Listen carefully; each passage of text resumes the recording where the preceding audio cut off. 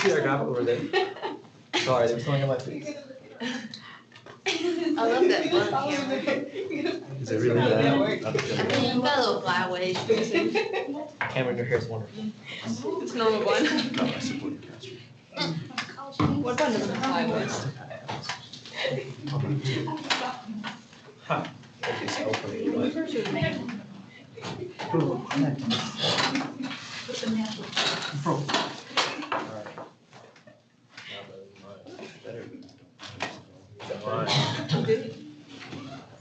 I apologize. Yeah. Good. Apology accepted.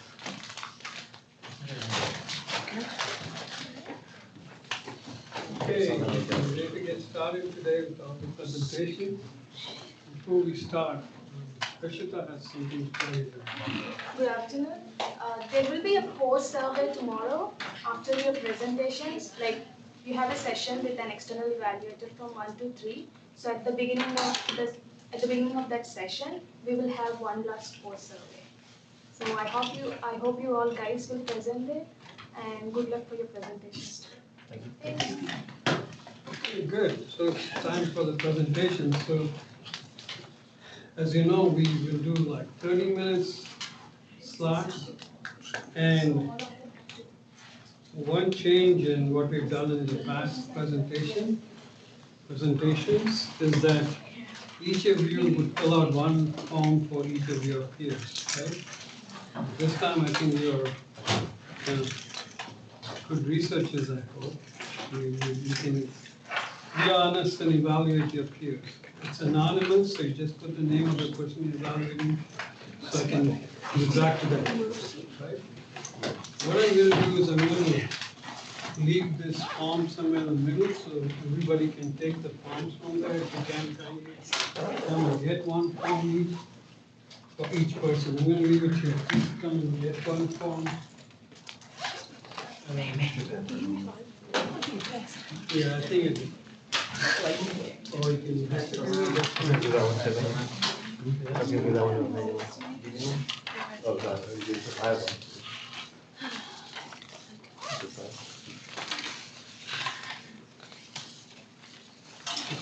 One per, that's it. Third try for a pen.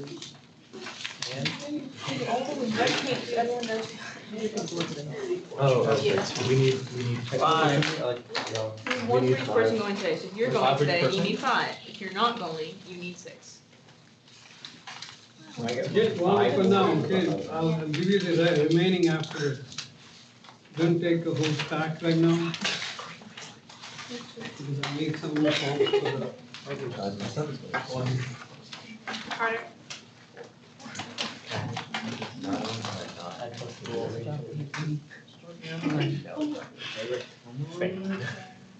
Zero. Difficult. Zero. Give me 4 forms. Give me 4 forms.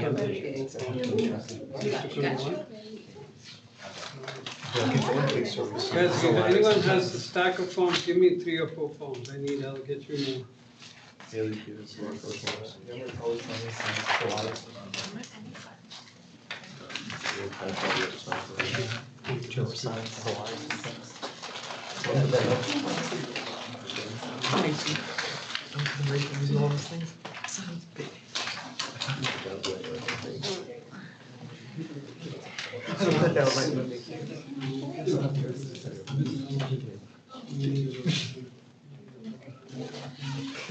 Science is wrong.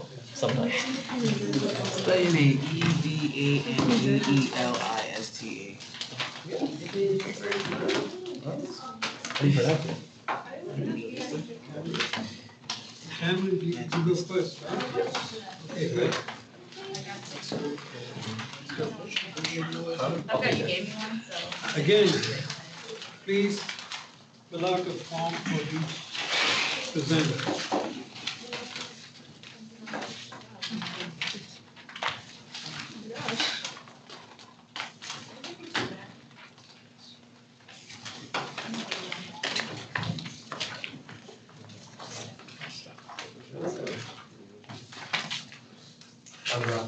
Is there like a clicker to change the slides or stand up here? Let me check one second.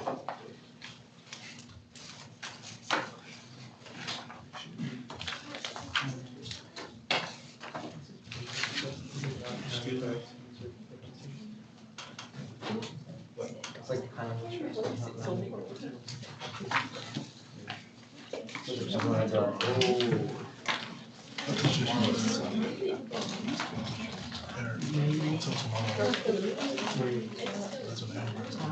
I'll be kind of hopefully I'll be okay this one.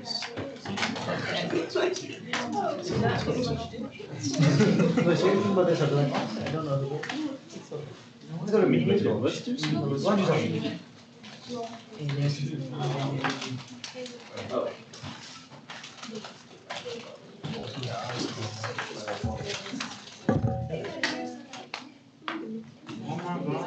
Yeah, it's no eating in here, sir. You,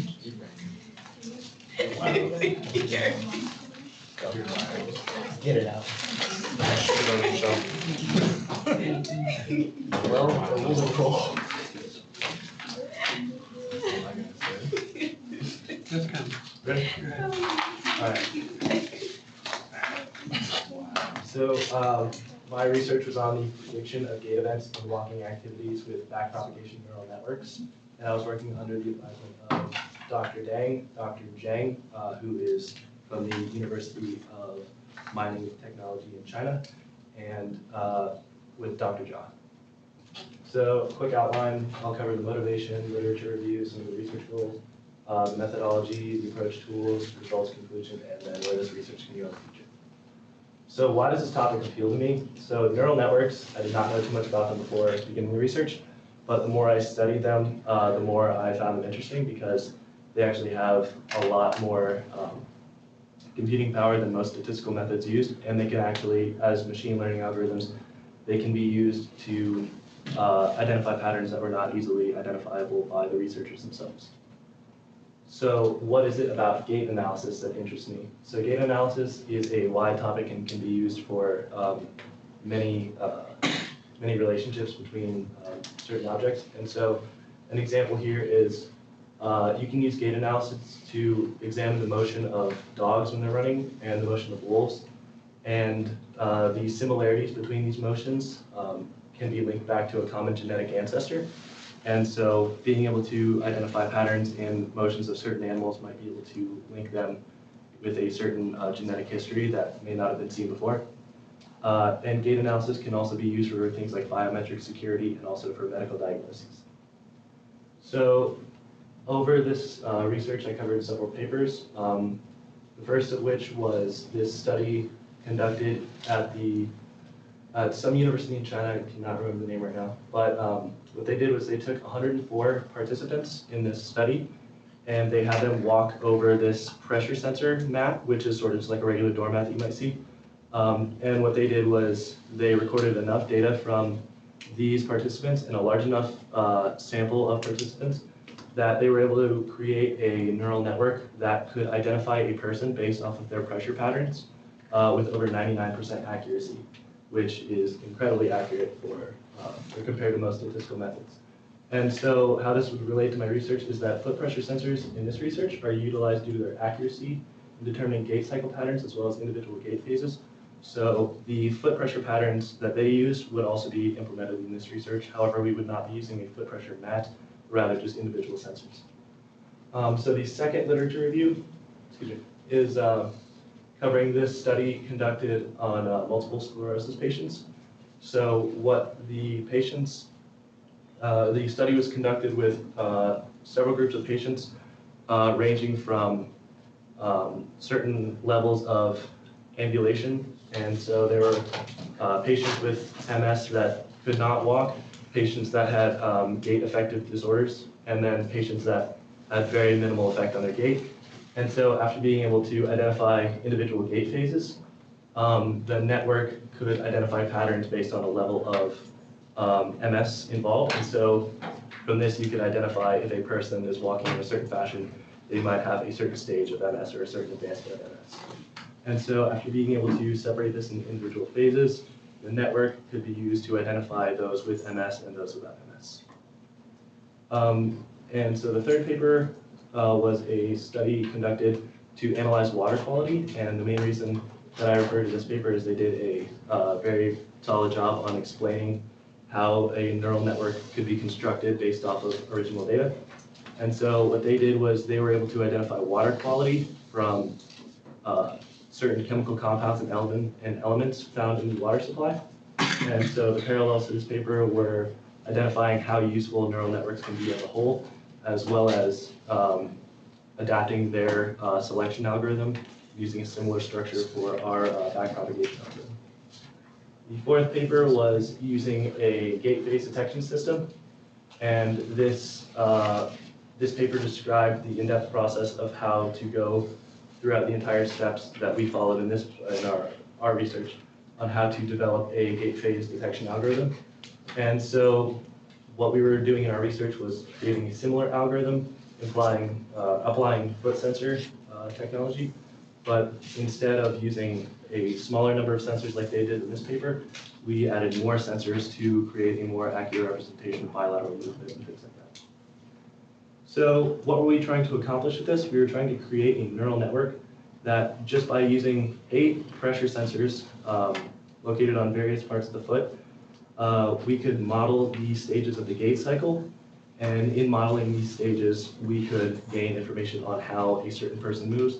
And then from this, we could take the information on how a person moves at certain stages and be able to use it for further work, such as medical diagnoses and things like that. So why is this research important? So for instance, those with diabetes have a lot more swollen feet, and we could use this research to basically cover the test for diabetes, because the test for diabetes is very specific, and it either determines if you have diabetes or not. It does not determine if you have other disorders.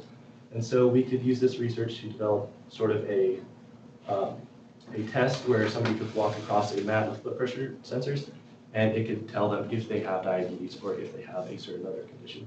So this research is just the first step in a long process like that.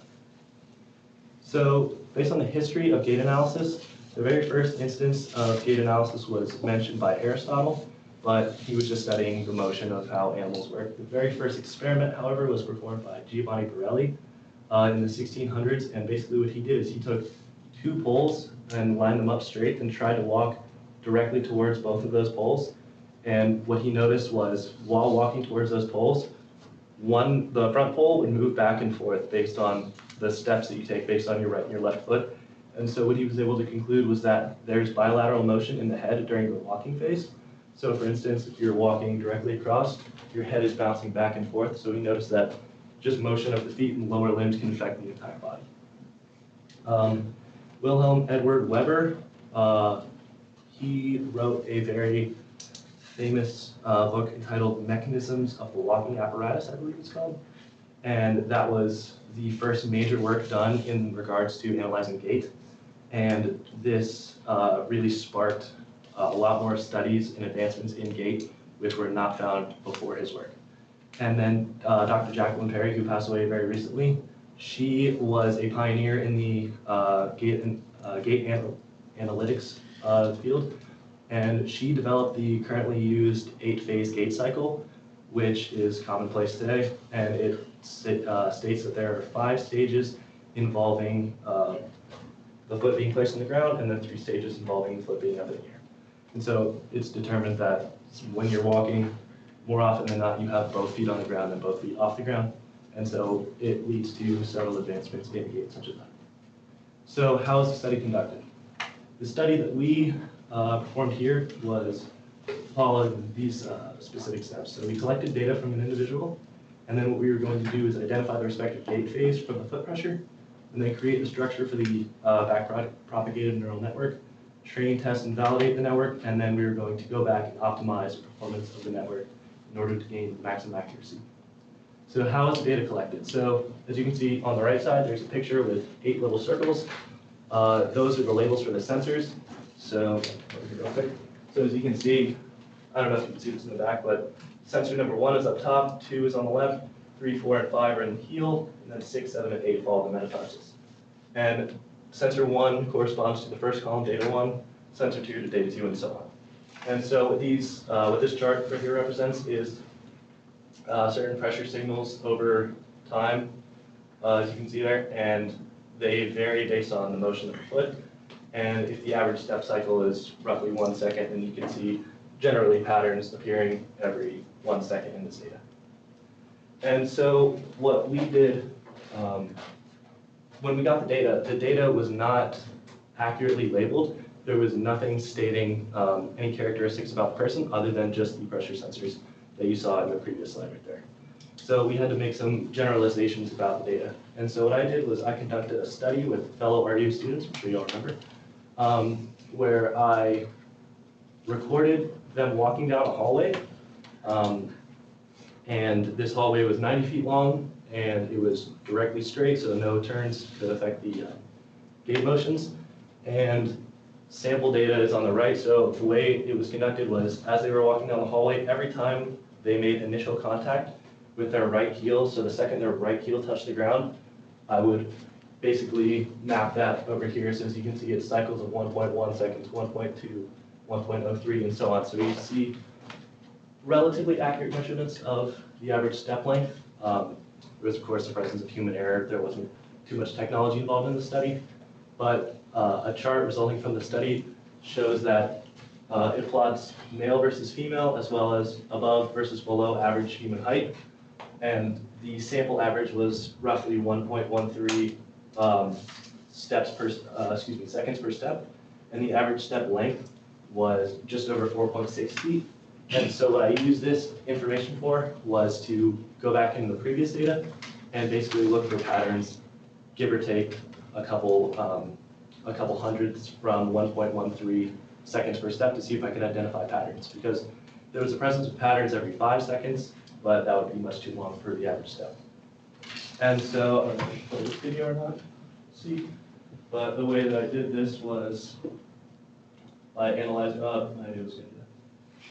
If you don't mind turning your heads, it's recorded in slow motion, and you can see the foot leaving the ground. There's one stage, another, there's terminal stance, initial contact, loading response, mid stance, terminal stance, pre-swing, initial swing, mid-swing, terminal swing, and so on. And as you can see by that, I was able to go through and map the approximate times each phase lasted, and hopefully from that I was going to gain some information on the subject involved data.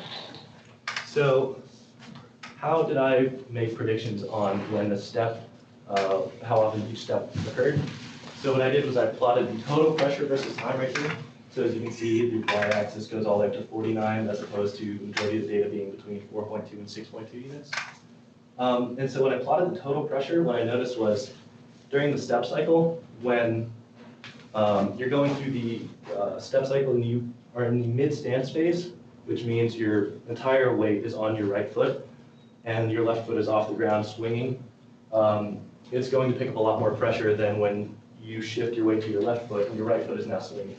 So that what I was able to figure out was these peaks generally represented the mid-stance phase and these dips represented the mid-swing phase.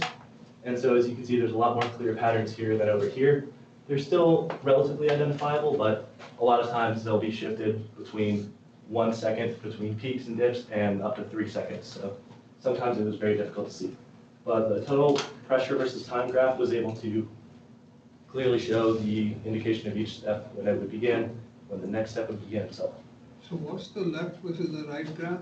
So the left is total pressure versus time. So what I did was I took all 8 columns in this instance. So I created a separate column that was the sum of each of these columns.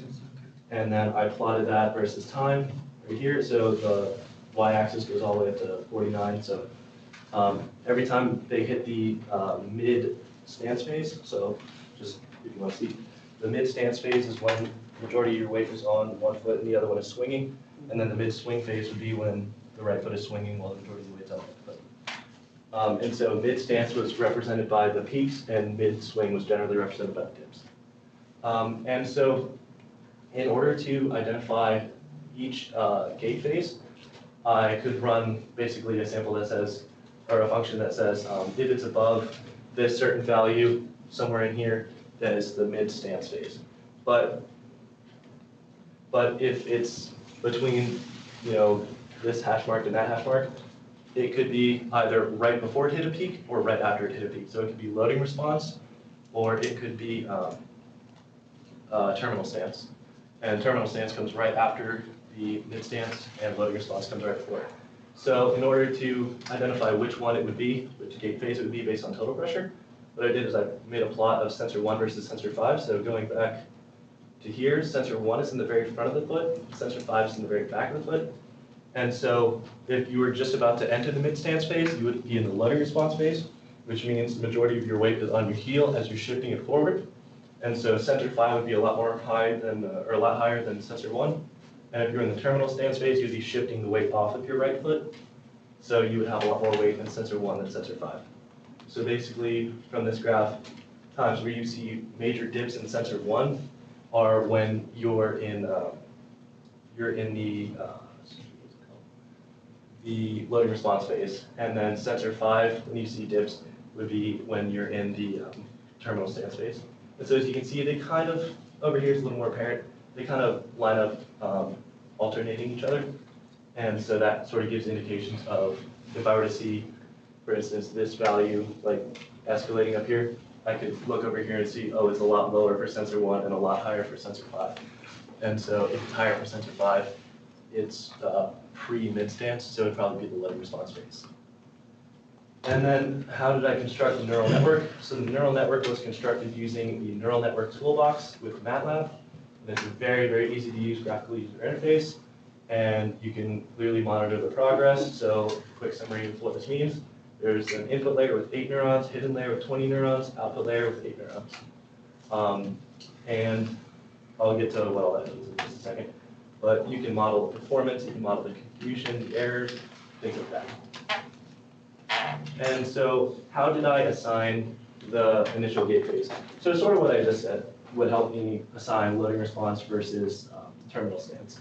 But for the rest of them, I basically would model total pressure if it's within this certain range. I would also then take I created a separate spreadsheet that had increases, or basically had the change between pressure sensors. And so when you would see an increase in total pressure, when it's the same value versus a decrease in total pressure, it would show that the graph has a positive derivative or a negative derivative. And so the positive ones would show pre-peaks, and the negative ones would show post-peaks. And so how did I construct the neural network? It started with 8 input neurons, each of the 8 sensors. And then n hidden neurons, you can play around with this number to determine accuracy. And then 8 output neurons, and the output neurons reflect the gait phases. So this would be phase 1, initial contact, phase 2, loading response, all the way through to phase 8, terminal swing. So the network was created, and then the way that we test this network was we would input random pressures. And they had to be relatively reasonable. You don't want to input values of 12 and 15. So we input basically a relatively normal value, and or a vector of values. And what it did was it spit out for each of those 8 blocks over here. You click on these blocks, it'll give you a plot corresponding to them. And this model is the exact same shape of that. So this is phase 1, 2, 3, 4, 5, 6, 7, 8. And so what it graphs is on the y-axis, it's a straight line since it was only one vector. But on the y-axis models the probability of whether or not that input of pressure corresponds to this phase. And so for initial contact, probability was just above 0.14, so it probably wasn't an initial contact phase.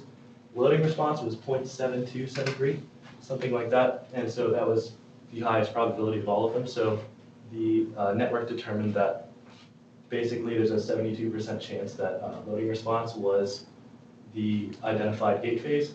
And then for most of these, you can see it has 1.2 times 10 to the fifth, negative fifth. So it's practically 0 for the majority of the rest of these. And so the network was able to give a pretty clear indication that this was an example of the loading response phase.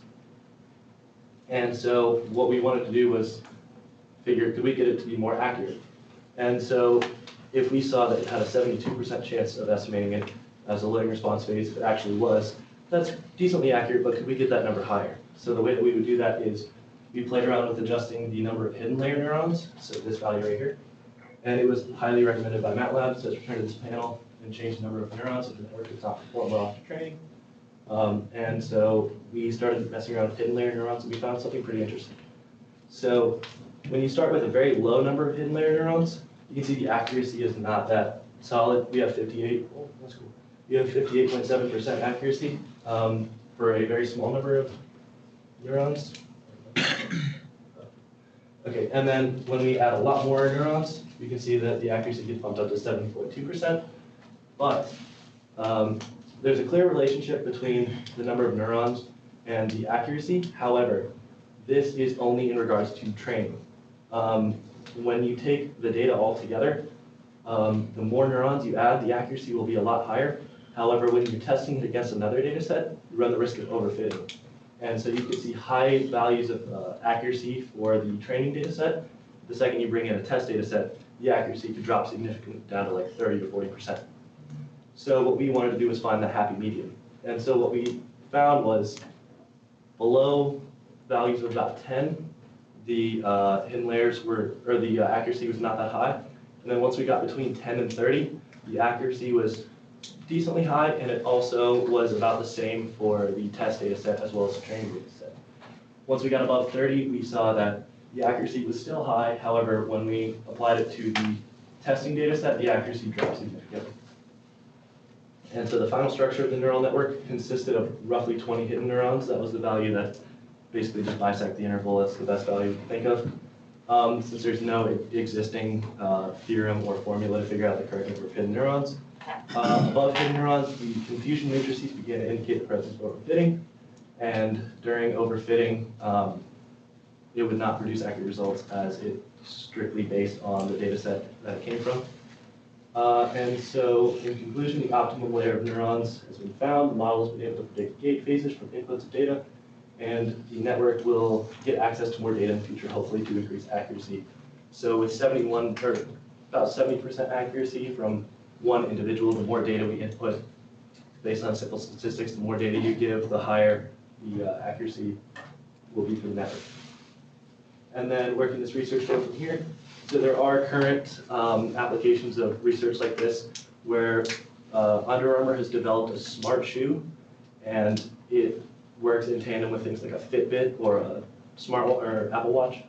And it can model things like vertical displacement, braking force, things like that. A bunch of very in-depth characteristics about your motion. And we believe that this software can definitely help identify certain phases in the gait cycle, which can help programs like this make more accurate predictions about things like such as forward lean and random things like that, and identify the potential for certain medical disorders that can be predicted by foot pressure. And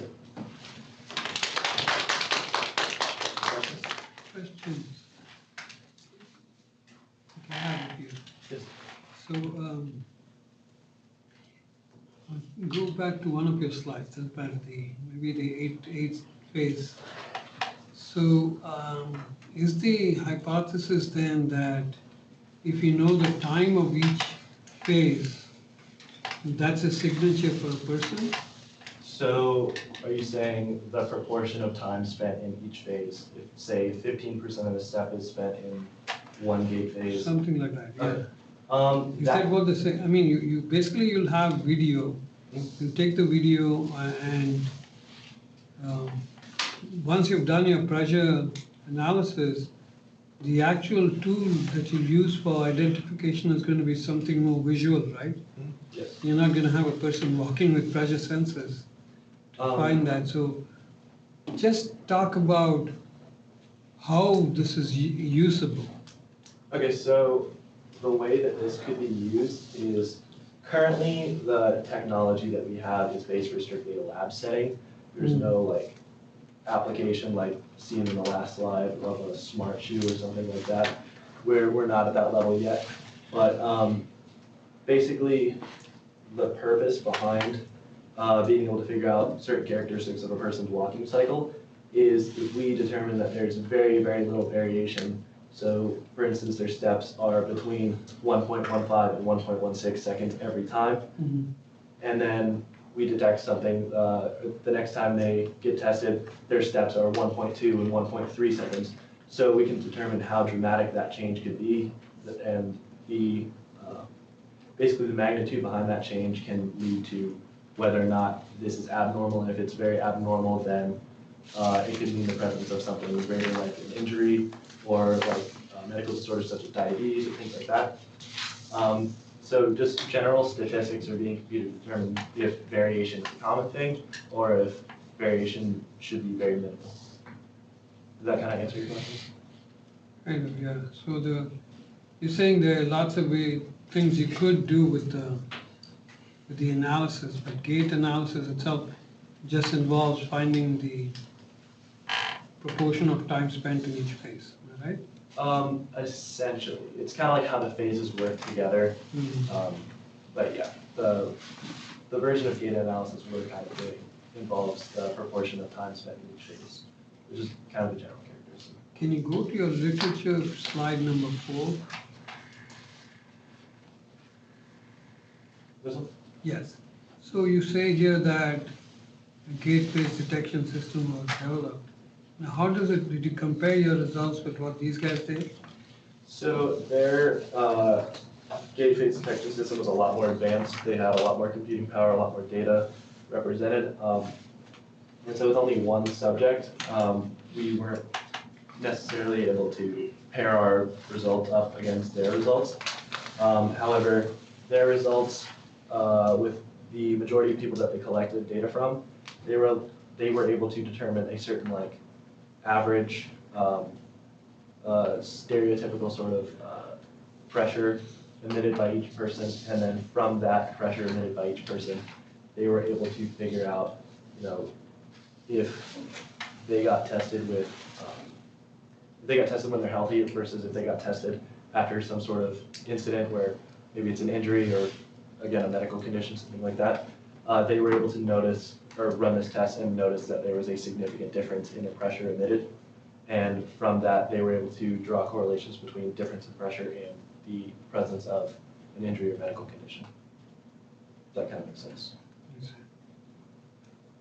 So you had data for only one leg, right? 1 foot? Yes, just 1 foot from one person.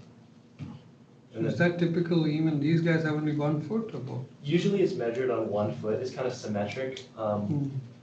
But measuring the data between 2 feet, again, like, I guess if somebody has diabetes, it might not be represented equally in both feet. It might be more prevalent in 1 foot versus another. I'm not exactly sure about the science behind that. But usually they just kind of stick with 1 foot. But cases where they have a pressure mat, we only had sensors. But cases where they have a pressure mat, such as like this mat right here, you can walk across with both feet and it can pick up data from both feet at the same time. But with just strictly sensors being placed on the foot itself, unless you have enough sensors to use on both feet, it's better to in-depthly analyze 1 foot more so than both feet, like halfway, if that makes sense. So can you go to your methodology, slide 5? This one? Oh, this one? So on the right side, you said these were all the 8 sensors? So on the left side is the sum of all these sensors. Right. Yeah. And then on the right side, these are both measured over the same time interval. And on the right side is strictly sensor 1 and sensor 5. I would have put them on the same graph. However, if you look at the y-axis, one would be, this graph would be way up here and the other ones would be way down there. But this graph, when you look at it very closely, instead of over 20 seconds, if you look at it over the span of maybe 3-4 seconds, you can sort of match up where it goes from a peak to, or excuse me, a dip to a peak. You can identify that, the total pressure there is the exact same as the total pressure there, and so on.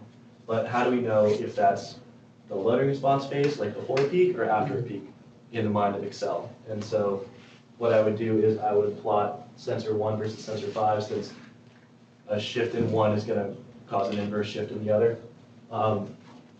And what I was able to do is sort of match up on the rise to a peak. You would see one being, or sensor 5 would be a lot higher than sensor 1, as in this instance right here. And then on the way down, you would see sensor 1 being a lot higher, sensor 1 being a lot higher than sensor 5. vice versa, things like that. So basically, you would see sensor 1 and sensor 5, for the most part, in those two particular stages, have an inverse relationship where they just keep oscillating back and forth.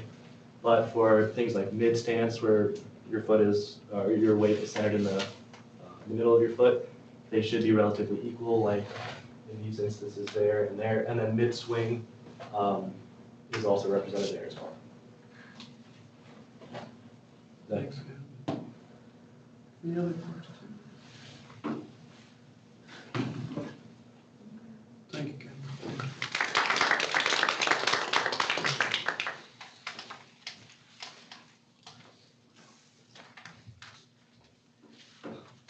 I saw it the other thing, but I didn't see a little bad stuff about it.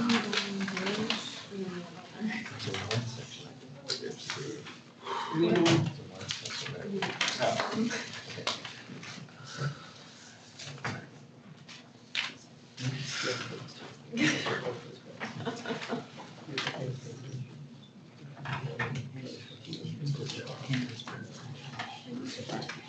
Those of you who are out of forms, there's some more here. And everybody have one?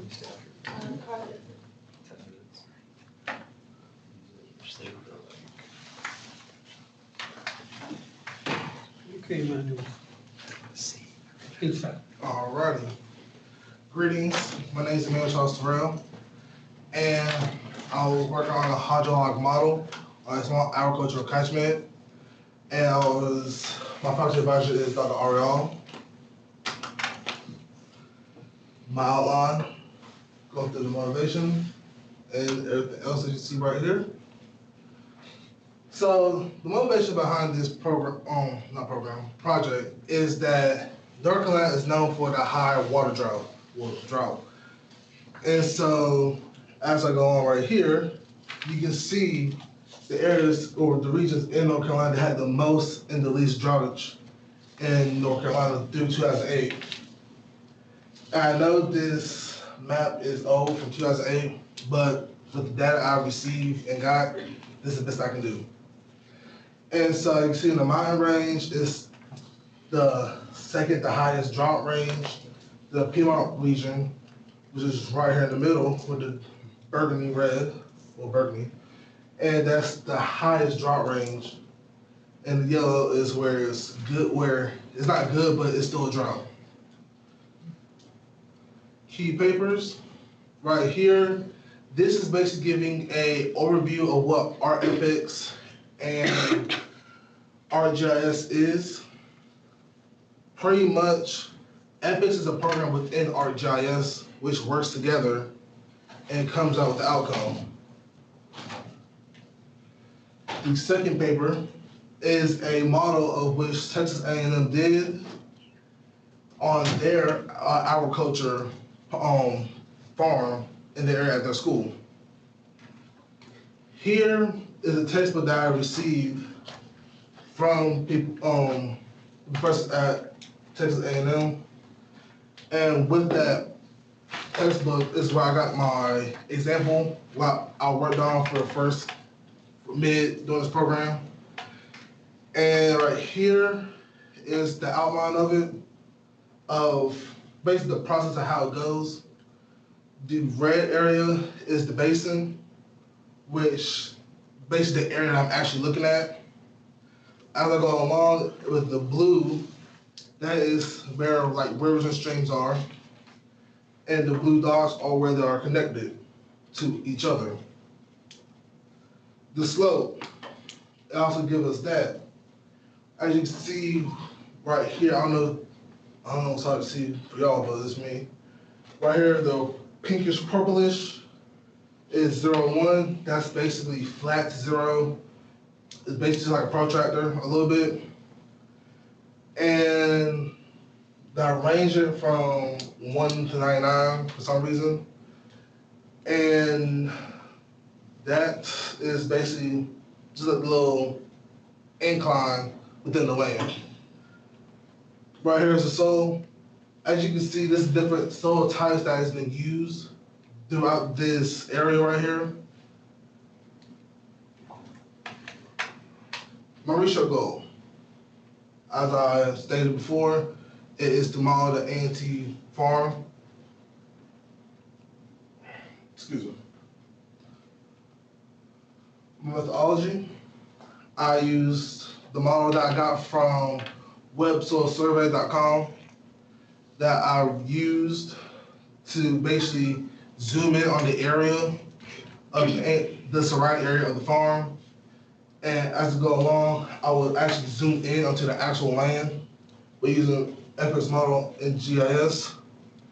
Here, I'll find the soil type, the land cover, and the slope of the farm. And okay, that was my typo, right? Keep going. Our terminology, EPEX is the agriculture policy and environmental extender. And ArcGIS, again, I repeat, they are basically a mixture and they work together. You can't have one without the other, pretty much, basically. And watershed is basically a watershed, a basin, and a catchment is all together. Well, it's also the same thing, but they're different by size. That's how the names come about. And the example, which I showed previously, these are out of order. But yes, the example I worked on that was in the past or in the previous slide. Now my results. This is the area that I got from websoil.com, survey.com, and this is the actual area around the A&T farm. This is the actual area. I don't know if it's hard to see, but within the red outline. This is the streams and networks of the hydrologic cycle, which is also the water cycle. But this is basically showing how it flows, how the water flows throughout the area.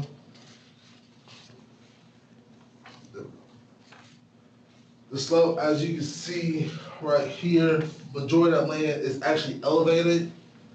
The grayish, whitish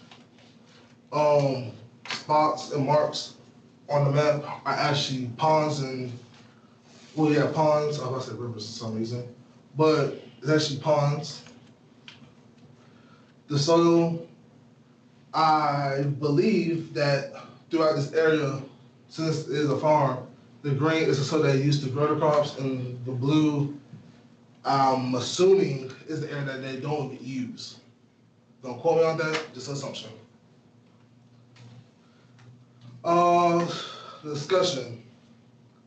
Basically, we try to find out how the use of the water to be used later on in the future to prevent going on through droughts. And was able to use this map and other maps that I've just basically looked at on websoilsurvey.com to just basically play around with it, with the RFX, because I didn't really have a lot of time to work with it. But I play around with it, got a good feel for it. So that's what I did with different maps.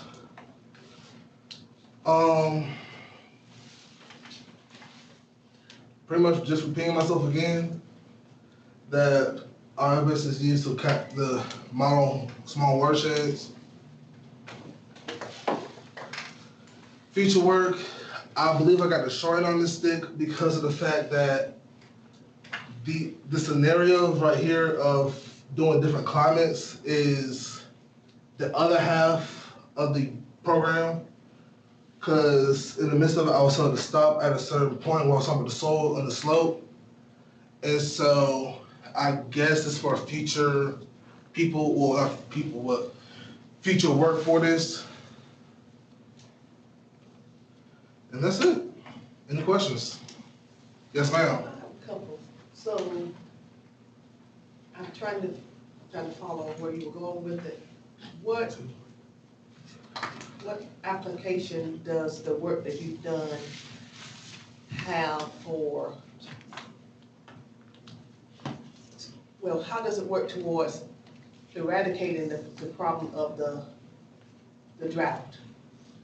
To find out the soil type, to me, I believe that with this program, you know what's to use, as in if a crop has already been grown there, then depends on if it's near like a river or stream, that's less water you have to use to grow that crop.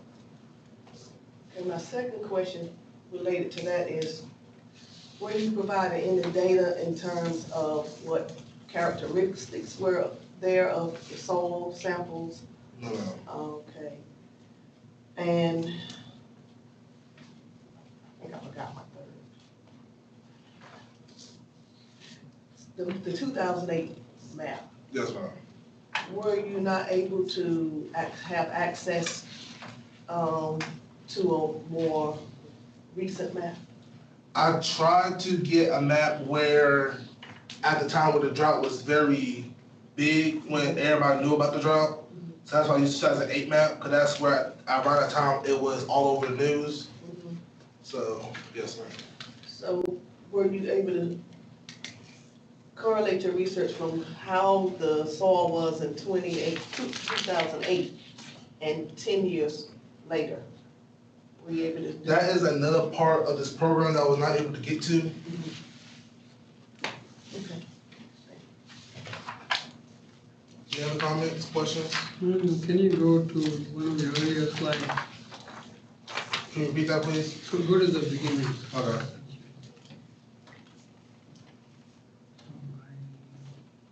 Yeah, let's stay with the slides after this.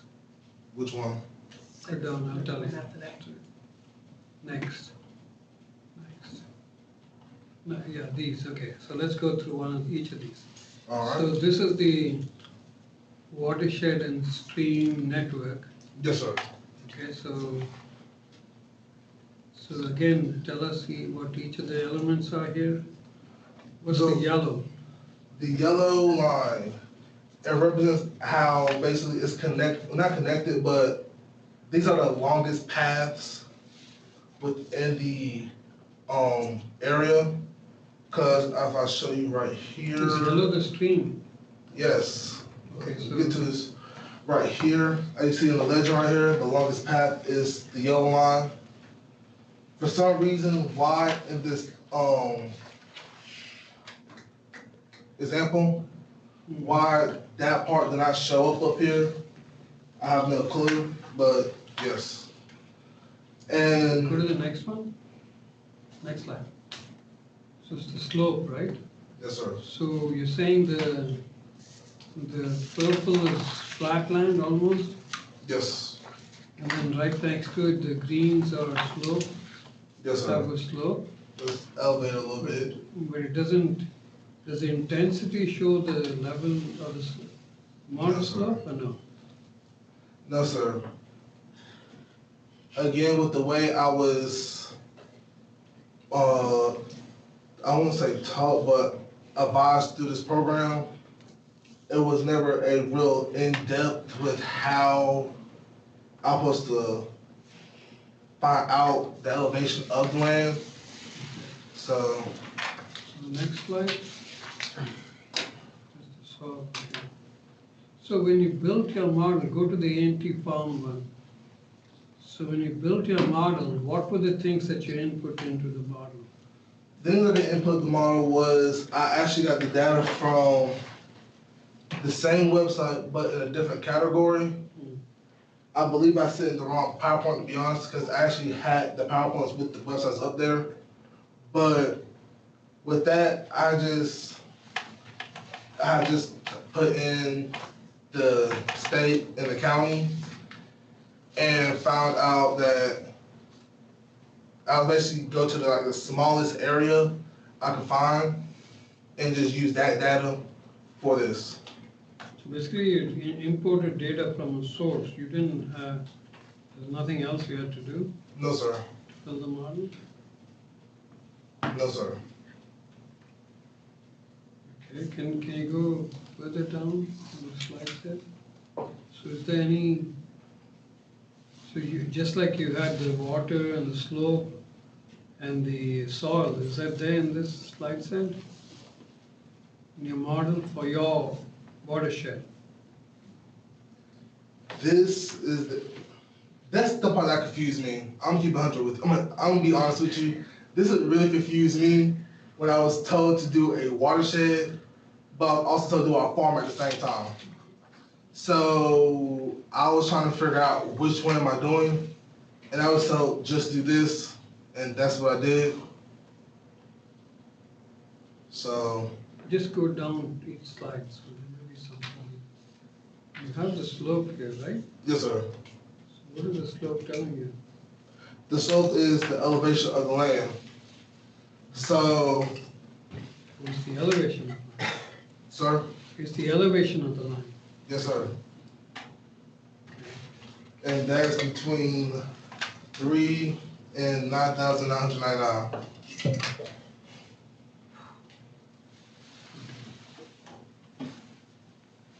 Okay, man. Any other questions? Thank you.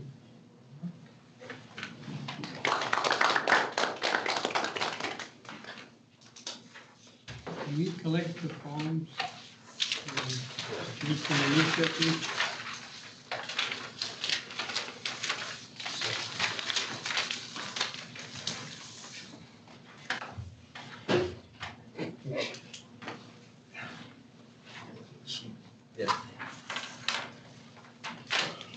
Thank you, sir.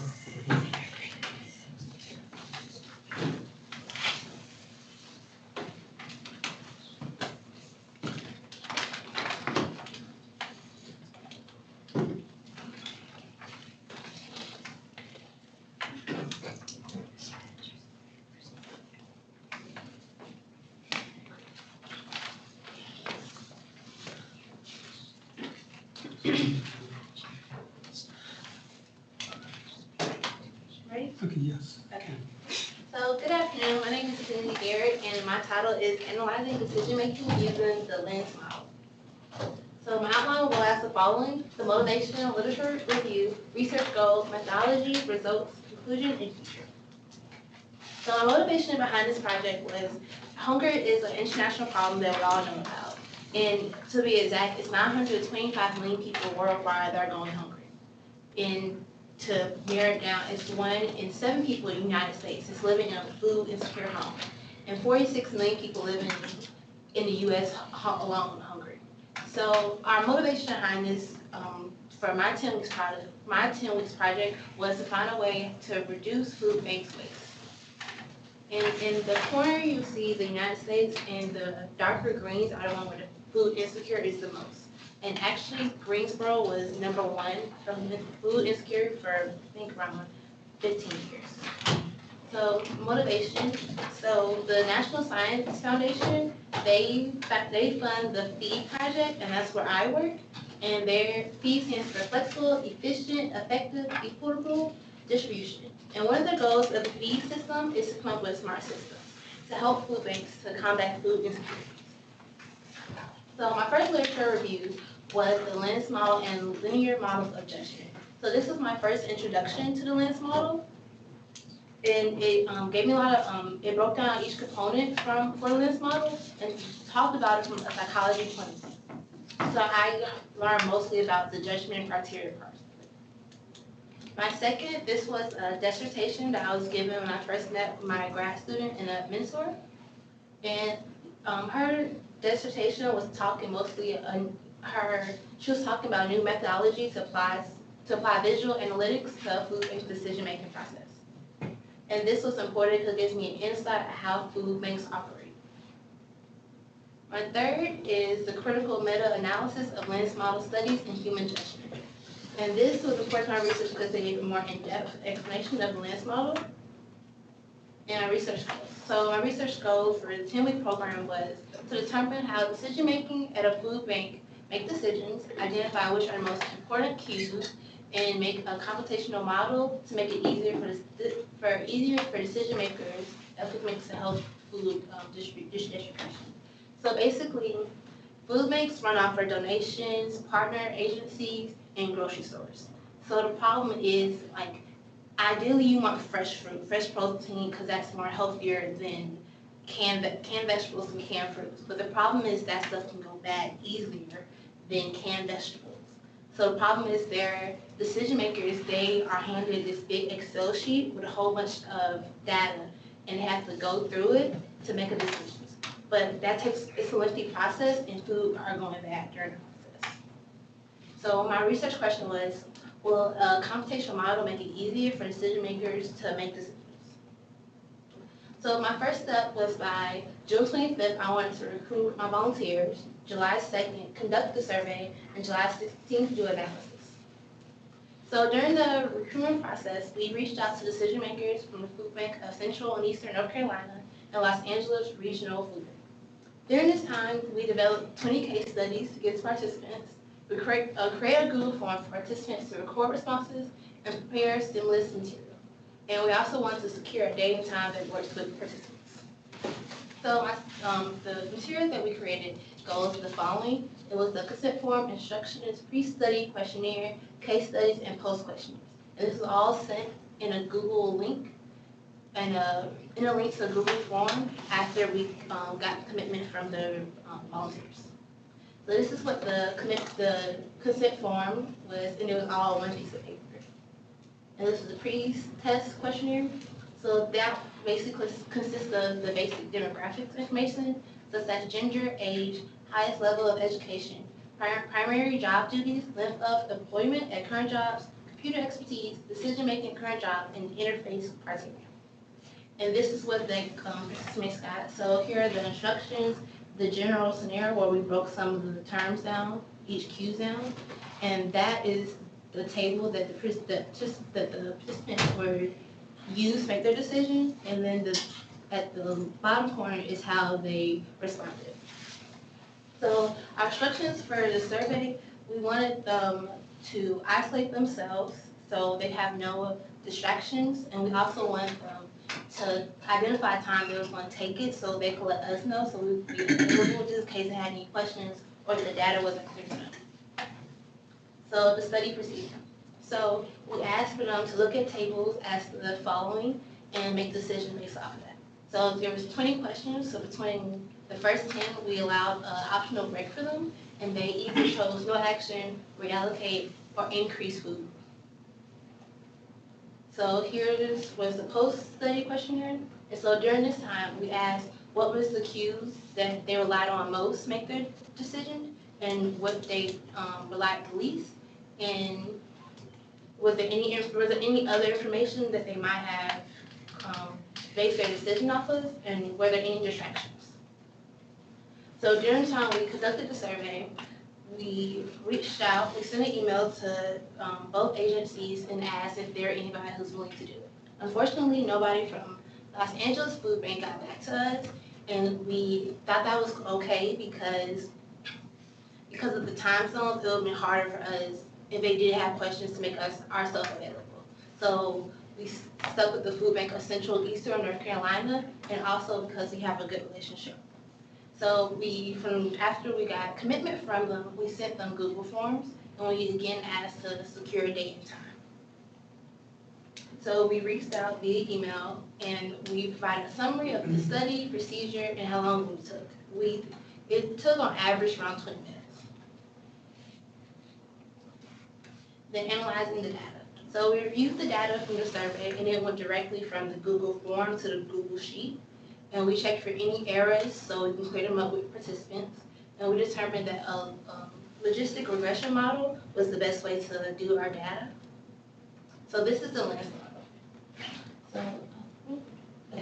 So the criteria is what happened in real life. This is what happened, and then the cues are what they base your decision off of. And then the judgment on what they think they was going to decide, what they thought was going to happen. And then the connection between the criteria and judgment is called accuracy. That's how close everything was together.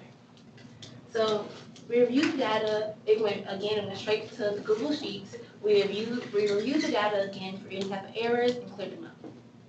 We organized the data with the responses, which is the dependent variable, and the Q values, which are independent variables.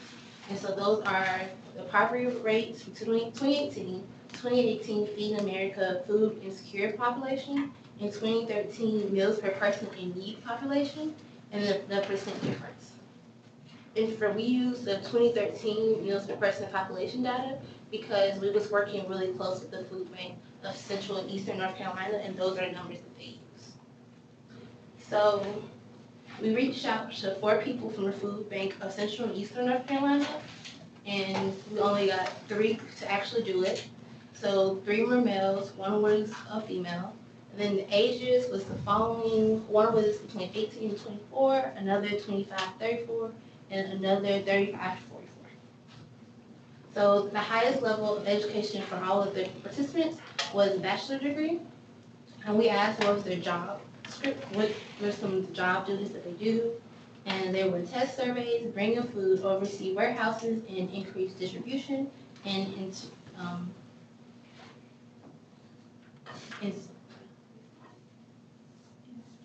inventory. So we asked how long have you been to the job, just to get a feel of how long they've been doing this. So 1 was 0 to 1 year, another was 2 to 4 years, another was 5 to 9 years. So we also asked to rate their skills with the following. So all the participants said they was advanced in desktop computers, laptop computers, hardware devices. 1 said they was advanced in wearable technology, and 2 said they was intermediate. So we asked, how often do you use the following to assist your decision making in your job? We have computer-based information, human information, personal knowledge, and environment information. And then we asked, thinking about the software used in your daily life, how would you rate it? And in a medium between all of this, they're good. They're pretty good at it. Okay, so this is what the actual survey looked like. This is a table that they used, and that's how it looked when they recorded their responses. So County 3 said all the participants said that they agreed they would increase it. For County 6, they said there was no action needed, and 2 said reallocate. For County 10 and 7, everybody said they need to increase it. For County 4, no action needed. And so County 28, no action was needed. For 2 for County 28 said reallocate. And then 2 for County 26, no action needed. 1 increase, and then for 31 and 22, everybody agreed they need to increase it. County 23, 1 person said no action, and 2 said reallocate. And then for County 20, 1 said no action needed, and 2 said increase. County 16, 2 agreed that no action needed, 1 said reallocate, and then 1 said no action needed, and then reallocate. And then for counties 17 and 22, they decided to increase it. And for county 11, county 12, everybody agreed no action was needed. County 5 and county 8, 2 said no action was needed, and 1 said increase. And for county 10, everybody agreed to increase. So we decided to do a logistic regression model, and that models the relationship between multiple independent variables and category response. And here's the formula for that. And so assumptions made in logistic regression, the 2 conditional probabilities are a logistic function of independent variables. No important variables were omitted. The observations are independent. The predictors are not perfectly multicollinear to each other. The category predictors should not have 0 frequencies for any class. And so here is the confusion matrix. And so we have true negative, false positive, and true positive. And here is mine with the data. So we decided to just do no action or do action. And so here are the assessment measures. And here for our confusion metrics, this is what we had. And then positive means action needed, negative means an action not needed. True means the action was taken, and false means the action was not taken. So here's the conclusion. So in the conclusion, we asked what cues did they go off basically on? And everybody agreed it was the percent difference. And then we asked, were there any other cues that they may have used? And this part was, short answer, it wasn't necessary to move on to the next question. And one person said total pounds versus meals versus theoretical pounds versus meals. The percent may be low based on population. A pound different may be higher low, so the percent can be deceiving. Knowledge of agency network and how that affects a county ability to take more food. And so the least cues that people relied on was the 2018 poverty rates from the U.S. Census. And so we concluded that nobody had any distractions and that there were no difficulties. In future work, we would like to share our findings with future food banks to improve distribution and to avoid food waste. And I plan to go to different conferences to present this and hear my references. Any questions? Okay, a lot of questions. So first tell us what you go to your results slide and don't read from it. Tell me what was your conclusion. Tell us what. No, I guess your conclusion slide. Further up, yeah, right. So what's your conclusion again? The conclusion that the people that took this survey, that they relied mostly on the percent difference. So the table that they saw, this is what you base their decision off of. I didn't understand. So there were only 3 people who took it, right? Yes. And there was only one scenario they were presented? They were presented 4 tables, but they looked at it for each county. And what was the conclusion again? That they all used the percent difference, so that's what shaped their decision mostly. Okay. Was it something that was surprising, or? No, I personally thought that's what they was going to use because that took in 2 things into account. That took in the feeding American population and the difference between the year prior. How much meals did they actually feed and how many did they didn't?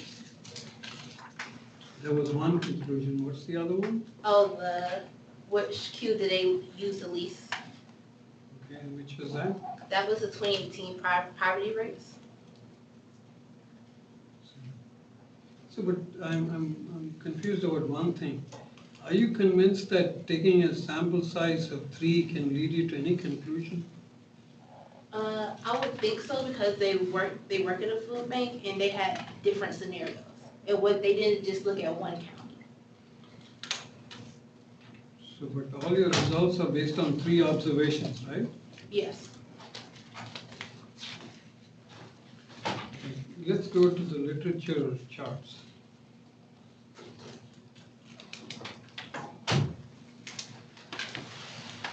So you kind of glossed over each of these. Skip this one. The other 2, tell us what they said. Well, What did this one say? They wasn't doing exactly what we're doing, but they gave an insight on how the food bank was run and how it was operated.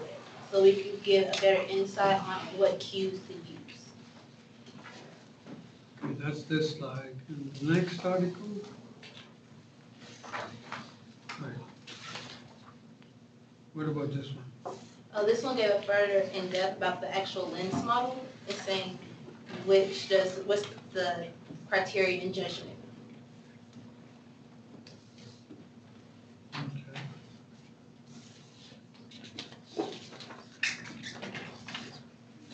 You had several slides on the case presented to the subjects.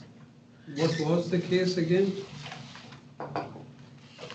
They all got cases like this, and based on, this is one county and this is another county. So this is what they use to make their decision off of.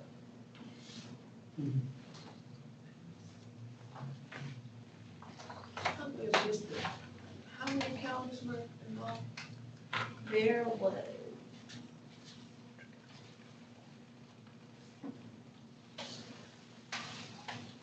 over 31.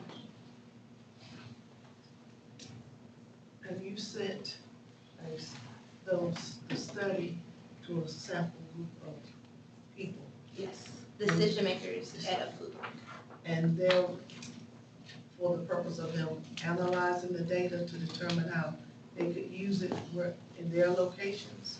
Is that what it was about? So we could see which queue, which are these four, to see which one did they make their decision on the most. We want to capture their decision making.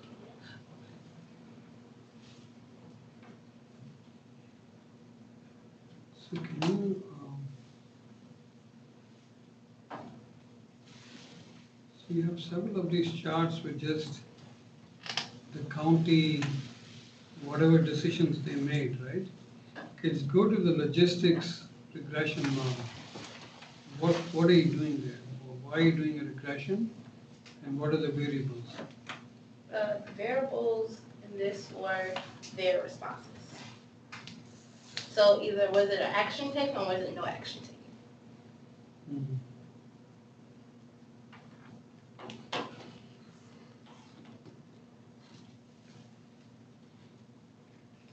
I hate to belabor it, so what was the action based upon?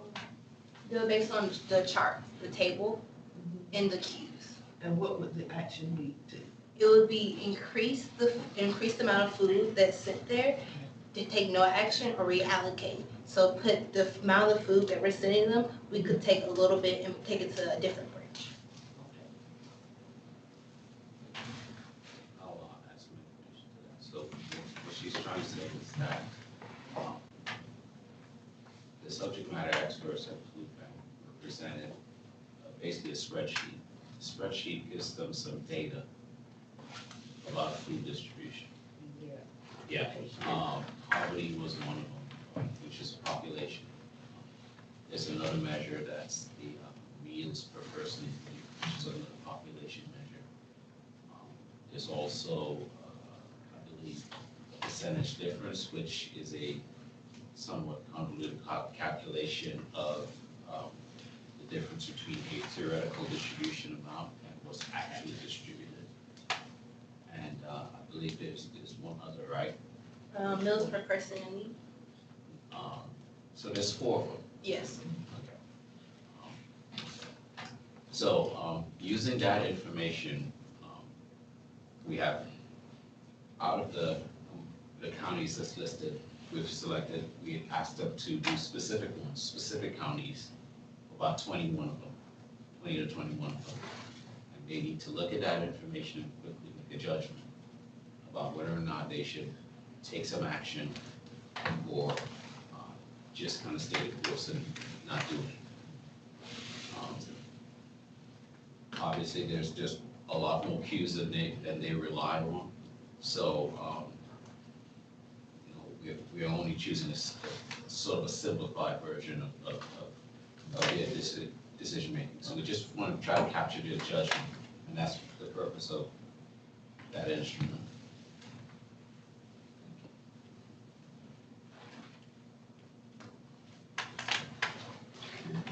Any other questions? Thank you, Ken.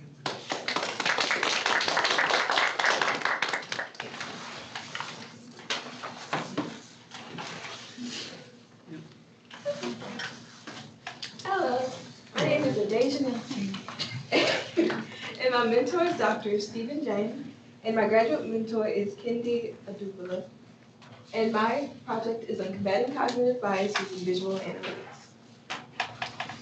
This is a brief outline of my presentation. I'll begin with my motivation.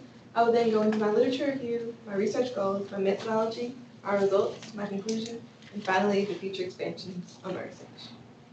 My motivation. Worldwide, 815 million people struggle with food security, and in America alone, 1 in 8 people struggle with food security. Food security typically falls into 2 categories: low food security and very low food security. Low food security means that the person has access to food on a regular basis, but this food is neither healthy nor desirable. And very low food security means that they do not have access to food on a regular basis, or it is below what is recommended for them. To combat food security, food banks were created. And the largest food bank network in America is Feeding America. It fed 46 million people in 2016 alone, and it did this through the use of its 200 food banks. And one of the food banks in its network is the Food Bank of Central and Eastern North Carolina. This food bank serves 34 of the 100 counties in North Carolina, and it does this through the use of its 6 branches and its 800 partner agencies. Partner agencies are organizations like soup kitchens or group homes that help them distribute food. And in 2014 alone, they distributed 57 million pounds of food. This food bank will serve as the focus of this research. It's where most or all of the data was gotten from. And this is to benefit this food bank. Because food banks are such large organizations, certain things can impede the process or the efficiency of it. And one of these things is cognitive bias. There are many different types of cognitive biases. For example, choice supportive bias is a cognitive bias in which a person essentially just argues that their choice is right regardless of whether it is or not because it's the choice that they made. Another type of cognitive bias is confirmation bias. This is a type of bias in which a person already has beliefs going into something, and so they essentially filter out information that refutes their belief and only look at information that confirms it. It's confirmation bias. My literature review. This was a study done here at NCAT. The title of this is Visual Analytics Approach to Combat Confirmation Bias for a Local Food Bank. This was similar to my research in that it tested the effectiveness of spreadsheets versus visual analytics in a study. And it was eventually found that those that answered the questionnaire that they created for this study using the visual analytics had a higher confidence rating, or they felt more confident in their decisions than those that used the spreadsheet to make decisions. But this study did not find that the rate of confirmation bias was affected by the use of visual analytics versus spreadsheet. The next paper was also done here at MCAT, and this is entitled The Development of a Dashboard for a Local Food Bank. This paper just details ways that dashboards were created to be more efficient to benefit the local food bank here, the Food Bank of Central and Eastern North Carolina. And this paper also details different types of visual analytics, and this aided us in finding which type of visual analytics we would use. The next paper is a framework for cognitive bias detection and feedback in a visual analytics environment. This paper focuses more on confirmation bias rather than every cognitive bias, and it highlights the framework for a way that could hypothetically automatically detect confirmation bias. And this is because confirmation bias is one of the most common cognitive biases, and it is evident everywhere, even in criminal law, and this is where it could have the most drastic consequences. It could obviously impede the process of getting justice, and so this is why we must combat it. And they, in this paper, work to do this through the use of visual analytics similar to my study. And this paper was taken into account while doing my study. We looked at the way that they structured their visual analytics and adjusted ours accordingly to take into account our bias.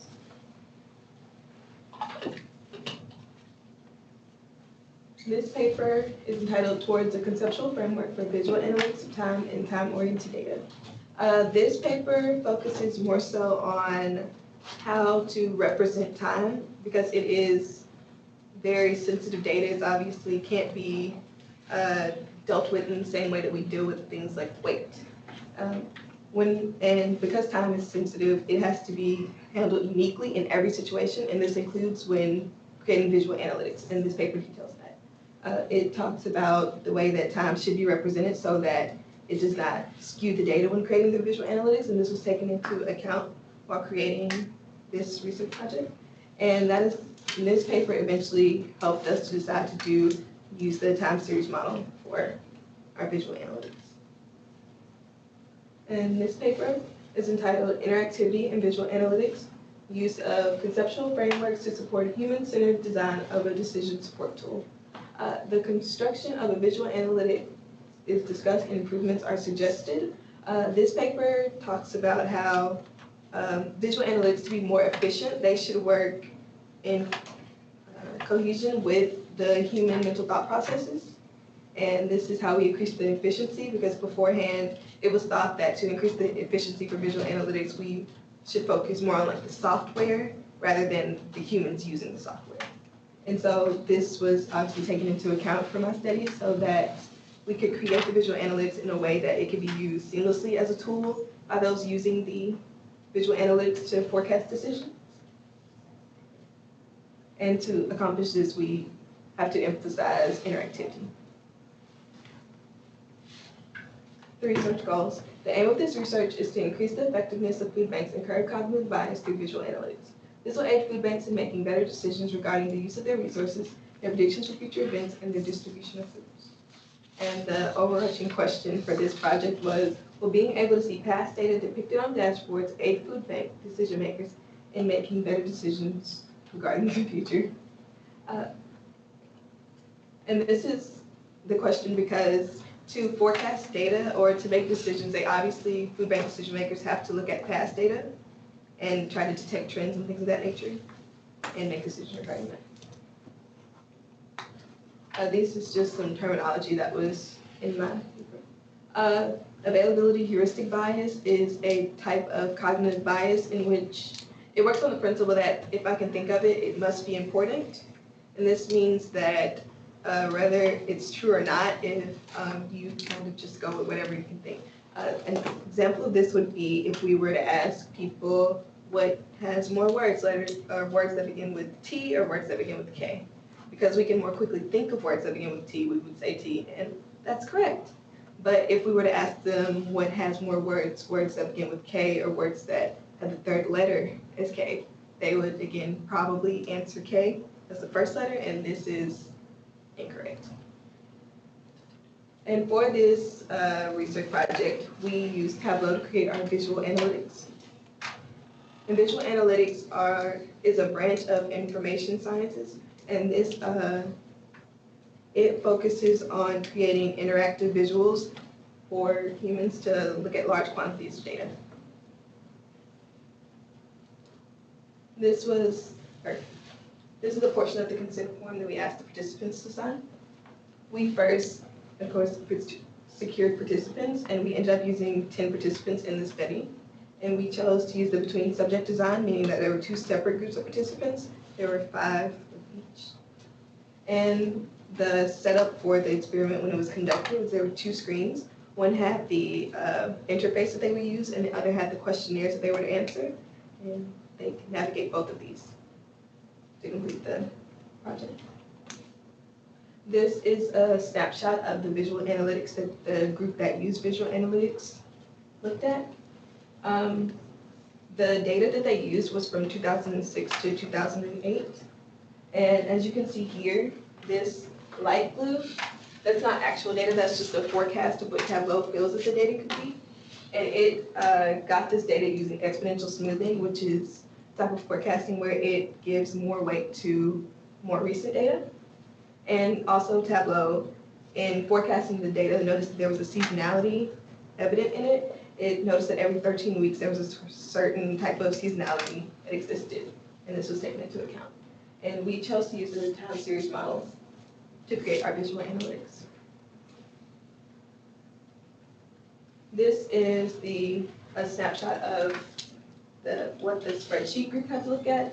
The relevant data was highlighted for them, as you can see in orange, and they were asked to answer questions regarding the dates that were in orange, while irrelevant data, like that can't be seen, was moved over so that we could see things that were important, like the posting date, the quantity, and the source code, which told us whether they were looking at distribution or donations. And the questions that they answered were in regards to distribution or donations. We created 3 questionnaires for the purpose of this study. The first questionnaire contained the pre and the post-trial questionnaire. The pre-trial questionnaire can ask questions related to demographics, things like age, classification, level of skill with computers, things of that nature.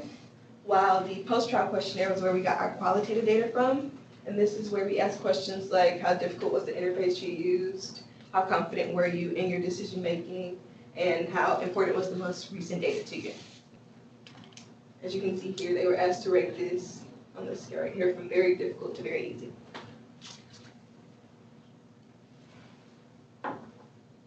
The next two questionnaires were identical. We just separated them for our ease of analysis, and these were where the participants were asked to use the interface that they were assigned to answer the questions.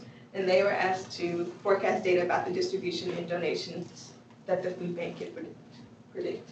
An example of this would be this. Using the task material provided, forecast the average donation for the week of September 7th to September 13th, 2008. The average donation for the same week in the year 2007 is 1,313 pounds. It is highlighted in the task material. And then they would have to answer this question, obviously, and forecast the data. And we can, okay, so to analyze their results, we used the Wilcoxon sign rank test. We initially wanted to use the t-test, but because the data wasn't normally distributed, this was a better option, and also because of the small sample size of our group participants. We tested the hypothesis that one group has a smaller deviation rate compared to the other, and this was the formula for deviation. This is just the spreadsheets that we use to compare the results of the two groups, but we also create visuals. As you can see here, there's no bell curve evident in either of these, so we see that they're not normally distributed, nor is it here in the probability plot. They're not on the line at all, so it's not normal, which is why we decided to use the Wilcoxon test. But we were able to find, using that, the comparison of the deviation. It was found that the dashboard group had a lower rate of deviation than the spreadsheet group, which, as you can see, this is the maximum. It's very high. This is an analysis of the qualitative data, so those questions like how confident were you, things of that nature. This is a plot of the confidence score, and this is a plot of how difficult they felt the task was. This is also not normalized, and so we still use the Wilcoxon test. And this is just the spreadsheet that we use to do it, and the steps are in the next one. So these are the steps for the Wilcoxon test that we used. First, we had to establish our hypotheses for the different questions. For this one, the test for deviation, our null hypothesis was that there was no significant difference between mean deviation rate between the two groups. And our alternate hypothesis was that the mean deviation rate from the dashboard group is significantly smaller than that from the spreadsheet group. The significance level is 0.05, and this means that if it's less than 0.05, as in step 4, we're able to reject the null hypothesis. And as you can see here, our statistic showed that it was 0.03, so we were able to reject it.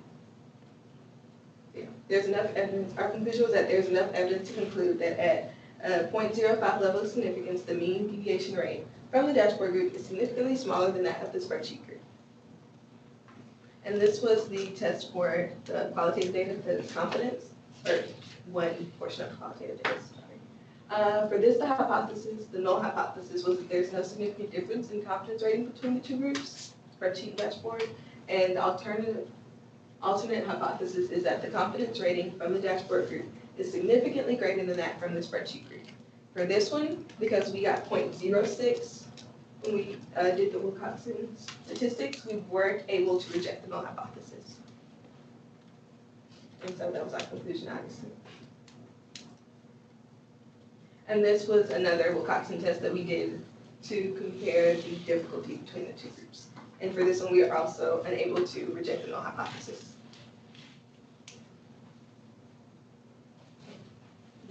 The conclusion of this was that this research was able to show that those who were asked to forecast data using the dashboard were able to more accurately forecast data than those who were asked to forecast data using the spreadsheet. And when regarding the qualitative data of the study, we were unable to reject the null hypothesis. This is most likely because there was an outlier evident in the study, so there was a person in the spreadsheet group who felt that they had high confidence in their decision making, and they also felt that they,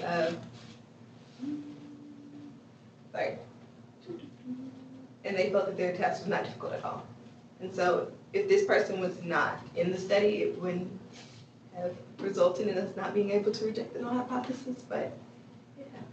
And obviously, if our group of participants wasn't so small, this wouldn't have skewed the data so much. So future work is that obviously we can use a larger group of participants.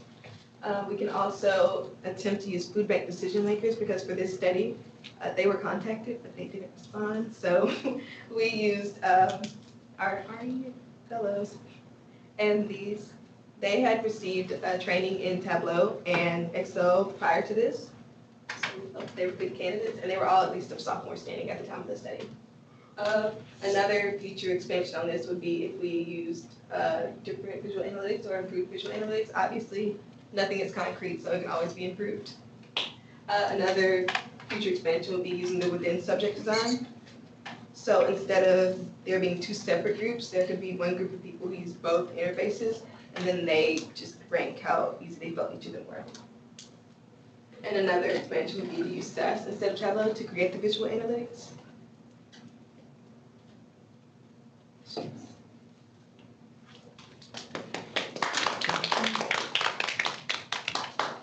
Which I have here.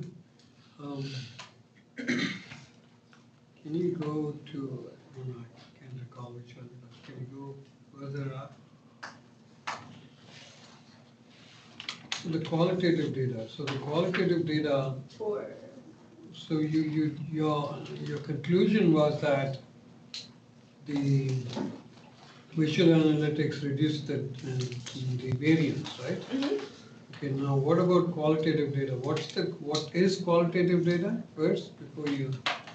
Oh, this is where they weren't asked to forecast data.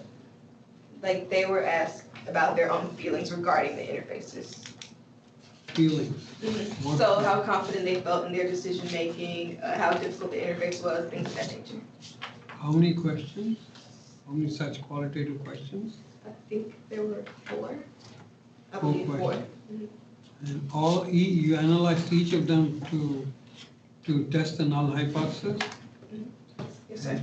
And each of them independently were rejected or collectively? They were independently rejected because there was an outlier that was evident in the study, and they felt their results weren't what we expected, and so that kind of skewed it. So you mean among the 25, there's one outlier? Among the 25? I thought you had 25 participants, right? We had 10 participants, 5 in each group. 5 that use visual analytics and 5 that use spreadsheets. We had only 5, okay. So the outlier affected, somewhere you had 25 observations, is it? 25? I saw 25 somewhere.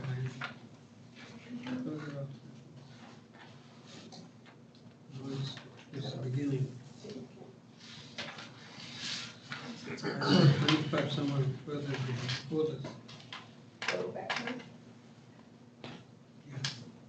N equals 25? What's the n equals 25 here? That'll be 5 questions for 5 people. So that'll be 25. Okay. That's what the 25 is. So when you did qualitative, then you're saying there was one outlier, so that 25 became really 20. Huh? Yeah. So and because of that, you rejected the null hypothesis, or you considered only the 20? Well, they answered in a way we didn't expect to every question, so it was, I would say 5 out of the 25 that they affected. Mm-hmm. So they basically said that feelings, you call it feelings, about both is the same, right? Okay.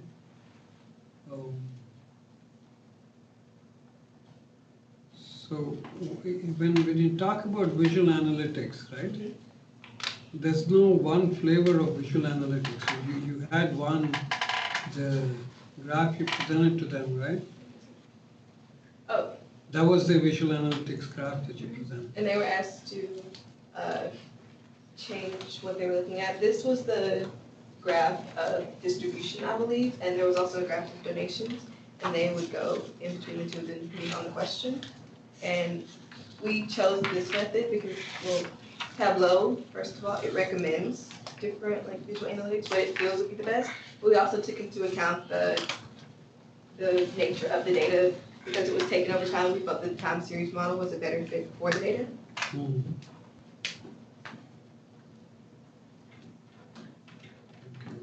And what were the blue lines? They were projections into the future? The light lines over here, they're the forecast that Tableau created of what it feels that data should be. Oh, it's not by the participants. Mhm. I see. So they get some extra information compared to the spreadsheet group. Well, Spreadsheet group doesn't get a forecast, right? no. We just did this to show the power of visual analytics because this food bank decision makers at a bank, they would be privy to this forecast also. So we wanted to stay true to the nature of Tableau. Okay, so Tableau will give you the forecast, Mhm. and the spreadsheet won't.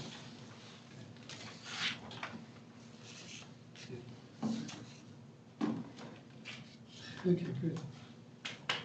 Any other questions?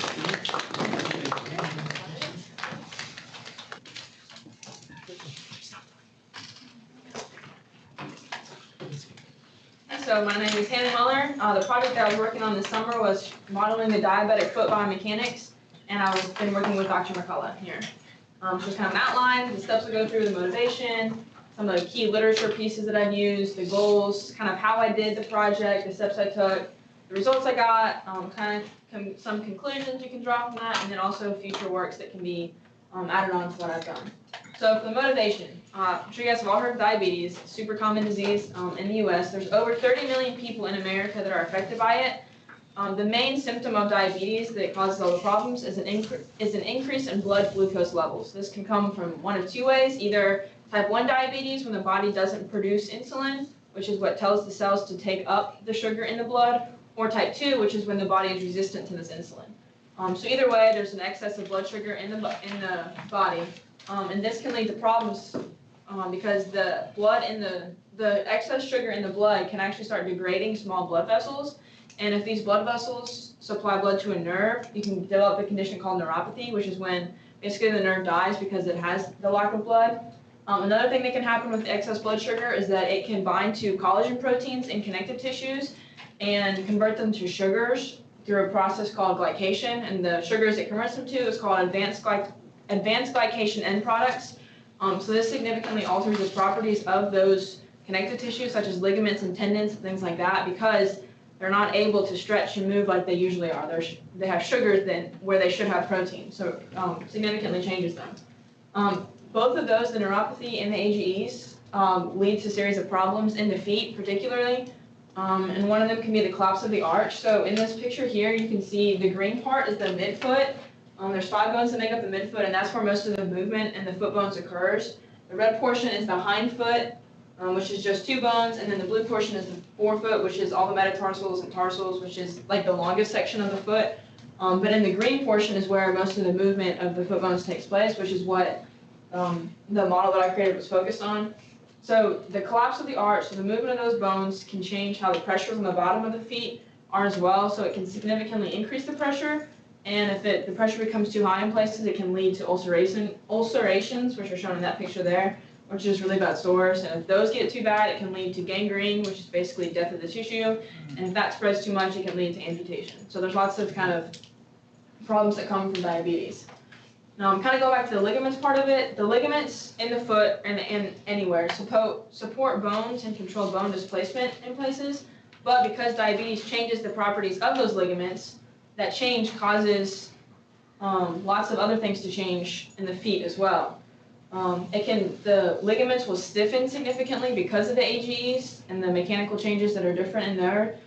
So the ligaments become far more susceptible to rupturing and also provide less bone displacement typically because it can't stretch and it doesn't return to its position as well either. So creating a model to test these changes can give insight to the effects of the mechanical property changes. We can use that to help try to prevent catastrophic and irreversible damages to the soft tissues within the foot. So we can try to prevent if we see something starting, we can see, okay, let's go back and figure out how we can stop this from going any further.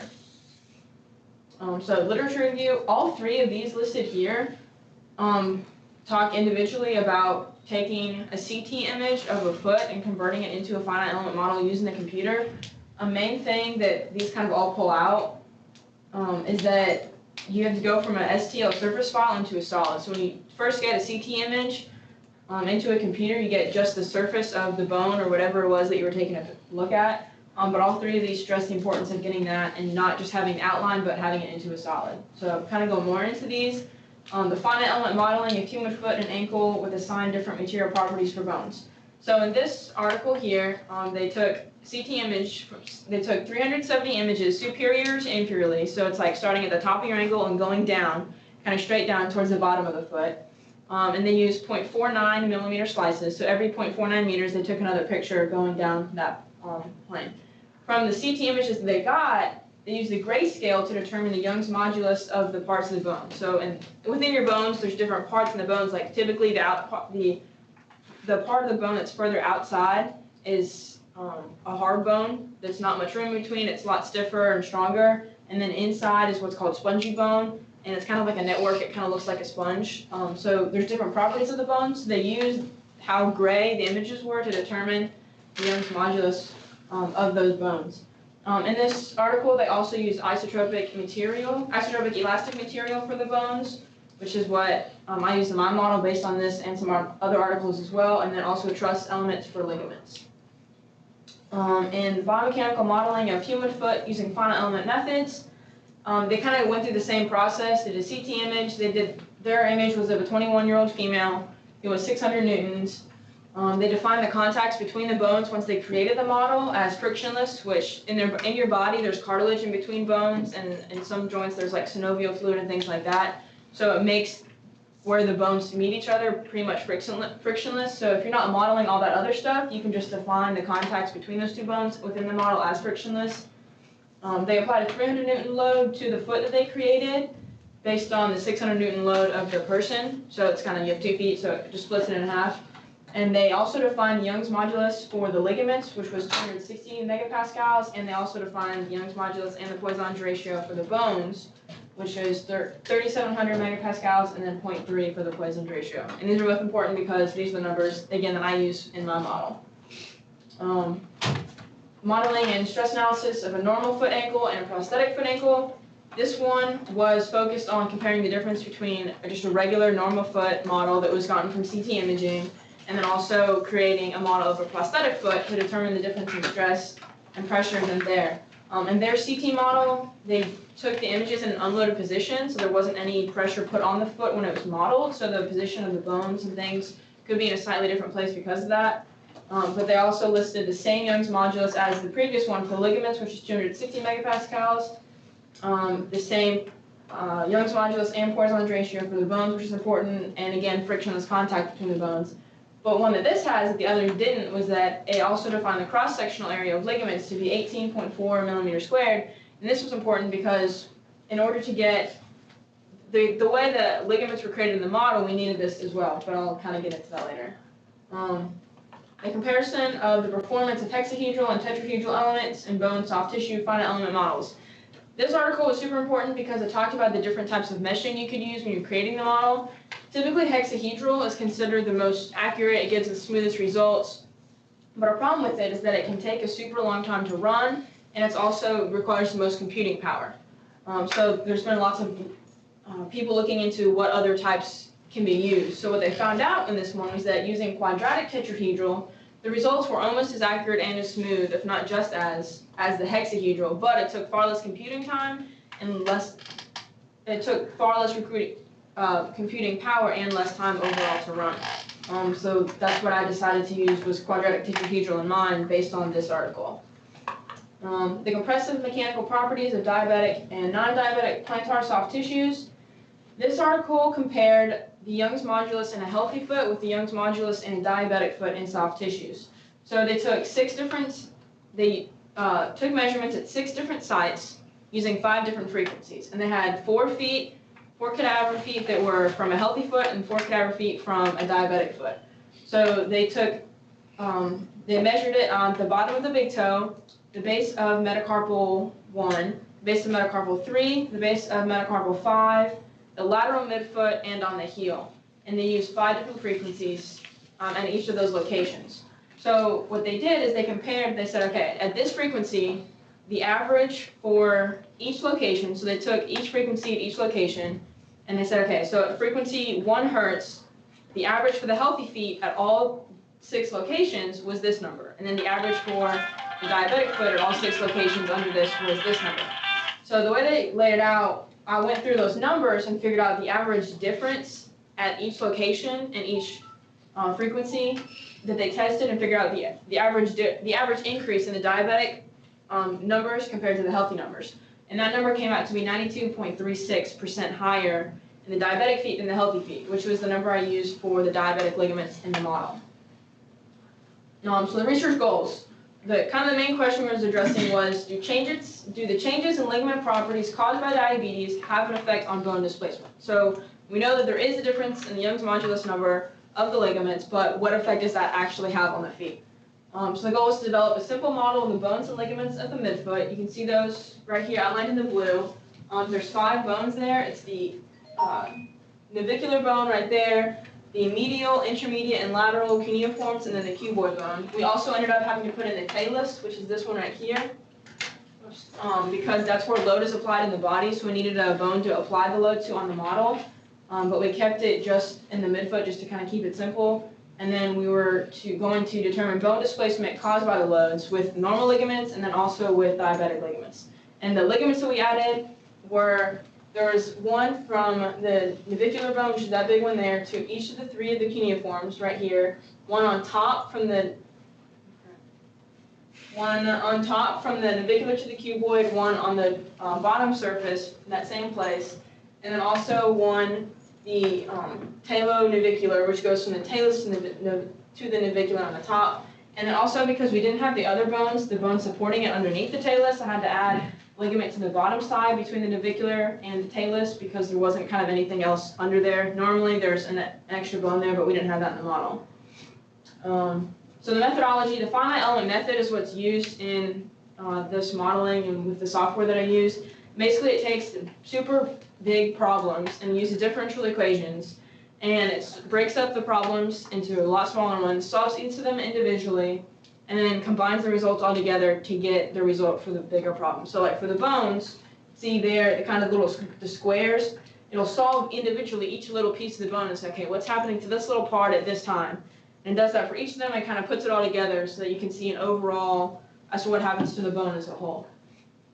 So I use ScanIP to get so I had STL files already from, Dr. McCullough had them already, it's ones they had gotten from ACT Image. So they used, we had the STL files, but I was had trouble for a while getting them to be a solid form because like I was saying earlier, it's just the surface. There's no, if you cut it in half, it's hollow on the inside. But that's not how bones actually are. So I used ScanIP, converted each file using that, imported the file, you had to create a mask of the file using ScanIP, and then create a finite element model within that as well. Add the mask to the finite element model, and then define that finite element model. You have to define the coarseness, which is basically how fine the mesh is. So it ranges from -25 to 25, with 25 being the most fine, so the most little pieces it breaks it up into. I ended up going with -10 just to save with computing power, so it wouldn't take forever to run because there was already some analysis that took like over 10 hours to run. So I used -10 for that, and then you also define the mesh within ScanIP. So I set it to quadratic tetrahedral meshing.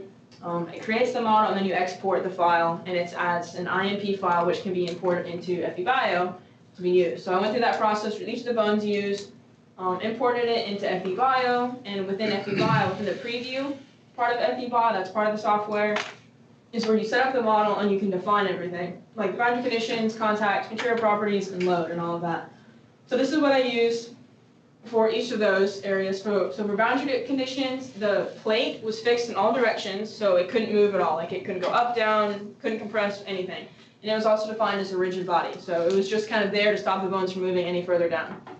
The bones were fixed in the X direction. You typically had to have some type of displacement or fixed displacement so that it knows, it has some sort of boundary conditions on what the bones can do. So it was fixing the extraction, so it couldn't go off the sides of the plates. I tried fixing different rotations, tried fixing it in the Y direction too, different things, and that would never run. So this was the one that we got to actually work. There was a sliding contact defined between the plate and the bones, which means that the bones can touch the plate and they can move around on it, but they can't go through it. So there was no penetration allowed, and they could just kind of go sit on top of the plate and slide across it, but weren't able to go through it. So the plate was there to stop the bones.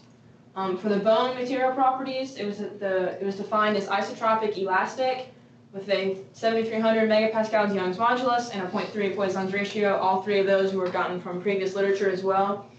And for the ligaments, we modeled the ligaments using springs, and within FE Bio, how you define the springs is the spring constant.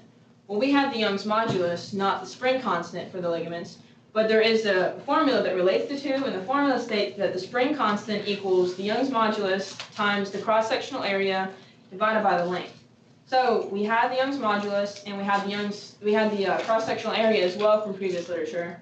But to get the length, I actually calculated within the FE Bio software, took the 2 points where each ligaments were started and ended on the model, and figured out the length of them. So for the dorsal ligaments, this number here was the 624,640 was the spring constant used for the ligaments on the top part of the foot, because the ligaments on the top part of the foot were actually a little bit shorter than most of the ones in the bottom of the foot. So the average length was taken on the top, and they were all super similar. So that average number was used for those, but since the length of the ones in the bottom were more considerably different, I used different numbers for those so that the numbers were more accurate. So here, these are the two for the healthy foot. And then since we determined that there was a 92.36% increase of the Young's modulus for the diabetic feet, I just multiplied these numbers by 1.9236 to get the numbers for the diabetic foot, because that's how it worked out in the equation as well. So those were the numbers, and that's kind of where they all came from. And post view is what you can view the results in. So once you finish the model and preview, you tell it to run FE Bio. It runs the analysis, and it gives you the outputs right here. And this was a super easy thing to use, and it's nice because you can define what you're looking at. So in this area right here where it says Z displacement, you can define the displacement. You can say, show me displacement in any direction you want, or total displacement. You can also see other things such as stress, strain, position, pressure, things like that. And within each of those, like this is just an example of the stress. It shows all the different stresses that you can show, and it gives you in color the ranges of what's going on in the model. So these are the results. No, this is a video. I have to go play. This is what it does. It goes from time 0 to 1 second, and the numbers on the right kind of change as it goes so that the range is never too big, so you can always see the differences. This was the healthy foot right here. So you can see that one, and then this was the altered ligament properties to symbol diabetes. There we go. You can again see there that the numbers are kind of constantly changing on the right as it goes through and runs the analysis. And then, so these pictures here, the picture on the left is the healthy foot, and the one on the right is the diabetic foot. And so the lowest time step, because the numbers are different for the ligaments that runs the analysis, is a little bit different. So the first time step that it went through for the healthy foot was at 0.08333 seconds, and for the diabetic foot was 0.1 seconds. So it's not exactly the same, but it was the first time step for both. So here you can see that the greatest displacement, the negative numbers down here just means that it goes down. So this part of the bone was moving downward, so towards the plate, it moved downwards 1.66 times 10 to the negative 4th millimeters at that point. And then for the diabetic foot, it moved down negative 0.74 times 10 to the negative 3rd. So in this one, the diabetic foot actually moved more at its first time step than the healthy foot.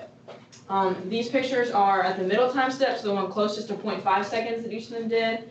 Here, there's a change because now the healthy foot is displaced negative 0.397 millimeters, and the diabetic foot has only displaced 0.0283. So at this point, the healthy foot has more displacement than the diabetic foot has. And then these are the final time steps. So 1 second, the healthy foot has displaced negative 0.42 millimeters, and the diabetic foot has displaced negative 0.0312 millimeters. So even here, the healthy foot still has more displacement than the diabetic foot.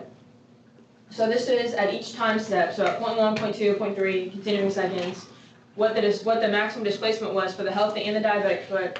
Again, these numbers, some of them may not be exactly the same time because the outputs that it gives you, it just depends on all the numbers. So the healthy foot and diabetic foot aren't going to have a time that's exactly 0.200 seconds, but it's the time step closest to that number. And except for the top one at 0.1 seconds, the healthy foot has a displacement that's far greater than the diabetic foot at any point.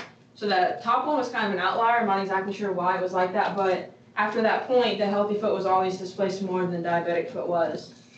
The maximum displacement that the healthy foot reached was 0.421 millimeters down, and I stated that displacement from 0.8178 seconds to 0.9212, and the maximum displacement for the diabetic foot was significantly lower than the healthy foot, and it was 0.0375 millimeters down at a time of 0.2963 seconds. And also, in both models, there was a significant increase in displacement at the beginning, and then it kind of leveled off and just gradually kind of decreased a little bit after that. And the healthy foot reached that point sooner. It reached that point at 0.1947 seconds. After that, there was minor changes in displacement, but not a ton. And then with the diabetic foot, it took a little bit longer and didn't level off until 0.265 seconds. So from this and from the other results in this chart, you can see that the healthy foot has, the properties of the healthy foot allow it to displace more, while the diabetic foot isn't displacing as much, and it took longer to reach its maximum displacement. So it kind of goes along with what we thought, that those ligaments are stiffer. So the changes in the Young's modulus does have an effect, and it does make those ligaments stiffer because they aren't allowed to move as much and don't show as much displacement. So the results and discussions, we were initially trying to get results for the midfoot, because that's where the arch of the foot is, and we added all the connectors in the model, but we couldn't get the connectors to work. We applied the load to the talus, which is where the load is applied to in the foot, but it never got transferred throughout the foot. So the only bone that actually moved in the model was the talus, which originally what we were after was for the bones in the midfoot. So it didn't run exactly how we wanted to, but all the data that we have was for talus displacement. But even with that, you can still see the effects of the differing properties of the ligaments, because there was an increase in the ligament stiffness because the model with the diabetic properties showed far less displacement. And we are kind of limited because we only used one foot model. We didn't run this on like a bunch of different models that we created. We just had those one files. And we can't directly apply this to causes of arch collapse because we didn't get numbers for the midfoot, but we can see that the diabetic properties do have an effect on bone displacement because of that. So the increase in Young's modulus that comes from diabetes does definitely have an effect on bone displacement. We saw it in the numbers. The higher Young's modulus values means it's stiffer and yields lower bone displacement. And the maximum displacement also took longer to achieve in the ligaments with an increased Young's modulus, which kind of also points to the fact that it's a little bit stiffer, so it doesn't stretch as much or as fast. Future work would be getting the connectors to work properly so that the load that's applied to the talus goes throughout the midfoot, so you can see how each of those bones move. And then kind of once you get that working, you could add bones to model the entire foot and ankle, so you could see how all of the bones displace in the foot, not just the arch. And then once that was working, you could also add skin and other soft tissues to look at the plantar pressures on the bottom, which is the main cause of ulcers. You can kind of relate the two and see how the pressures line up with the bone displacement and see if there's kind of any relation between the two. And that's it.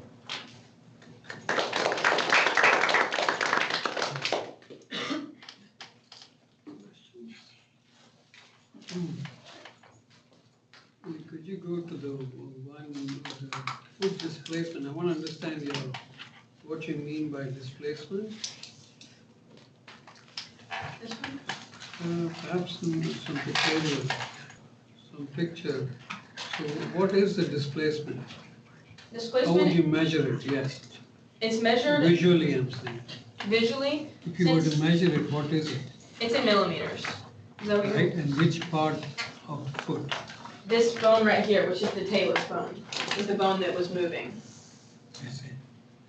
So normally, like when you stand, when there's no pressure put on your foot and you're just kind of sitting down or not putting weight on your foot, your bone's in a certain position.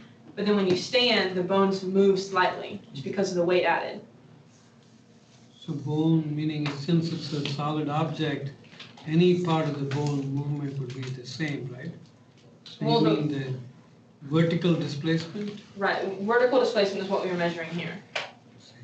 And what's the color scheme in these two pictures? So Okay. they have different scales because that's how everybody does the output relative. So like on this foot here, the red is actually a positive number, so this edge of the bone has actually moved up slightly, 0.622 times 10 to the negative fourth, so very minimally. And then the back part here has moved up, or has moved down because it's negative 1.66 times 10 to the negative fourth. So the colors range in that view, they're all times 10 to the negative fourth in this view here. So you can just kind of see how each part of the bone moves. When you say different parts of the bone move differently, how is it? You model it as different bones of it? Or? No, it's all one bone, but like if this was the bone here, the bone is allowed to do this as well. So if it moves like this edge of the bone moves down, but this edge would move up at the same time. Right, that's true. And why is that in contrast? Why is the color, the gradation is quite different? In these It's very two? different from the right picture. Right, that was, the only difference in the two models that we ran was the properties of the connector ligaments that we put in. That's just what it was. The end results are a little bit more similar, but they're still pretty different as well. And can you go back to one of your methodology slides? You said something about something didn't work. Yeah, so we had, I don't know. I think it was that slide, yeah. We The can see boundary it. conditions. Oh, boundary conditions, yes. So we had the bones fixed in the X direction, which means they weren't able to move. The X direction here is they weren't able to move this way, but the Z direction goes this way. So they're able to move up and down, and then the Y direction is here. So they're able to move that way, but not back and forth. Within the software, you just kind of have to try different degrees of freedom that you allow the bones to move. We tried fixing the rotation of it as well in all three planes and just some of them. And then sometimes it gave negative results, like negative Jacobian elements, which wouldn't allow it to run. So we just got a lot of errors in trying to run the software. And displacing it, and fixing the displacement in only 1 degree of freedom, the X direction, got it to actually work and run all the way through. That ran. Yes, this one ran. With So what did not run? Fixing it in the X and the Y direction, fixing it in the X and Y direction, and fixing the rotation in all three planes, fixing it in all three planes, fixing the rotation in all three planes, but not fixing any directional displacement. Fixing the X and Y fixing displacement in the X and Y and rotation in the X and Y, but leaving Z rotation, pretty much every other combination. Yes, so but if you have to build a model, then what's the, lessons learned for you? In other words, if you want to build a credible model, what are the things that you will need? Leave out the software in terms of input. In terms of input? Yes. Knowing the degrees of freedom that they are meant to be, so knowing where it's supposed to be displaced and where it's supposed to be allowed to move, I think is the main thing, because that was the biggest issue that we had. You had a paper with the Young's modulus estimation. Yeah, this one? Probably. No. Yes. So this is basically you estimate it from the images, is it? Pardon? So you'd actually estimate the Young's modulus from the images that you get for the foot? That's what they did in this one right here. They gave a range of Young's modulus of the different parts of the bones, and within that range was 200 or was 7,300 megapascals, which is what most literature uses. So from this one, they just gave a range and saying it should range from this to this depending on the part of bone and the type of bone. And the numbers that I found in all the literature were within that range as well.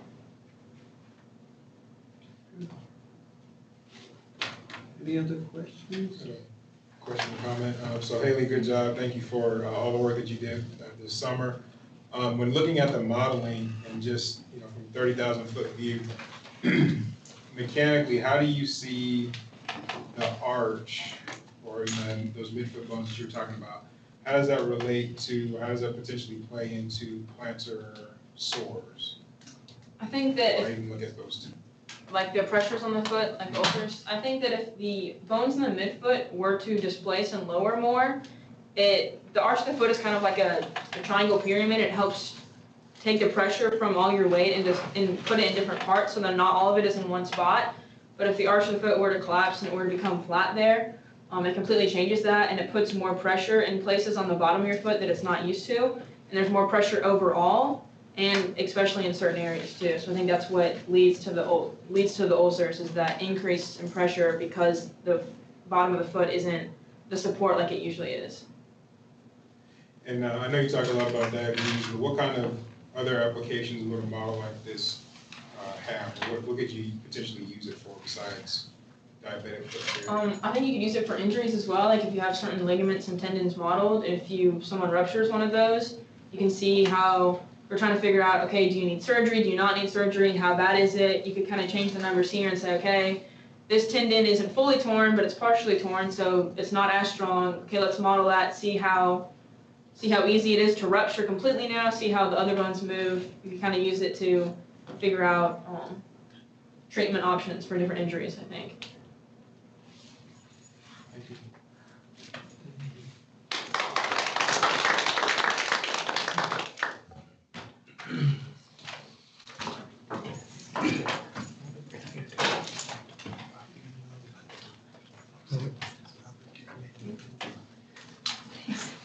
Oh, this is yours. This is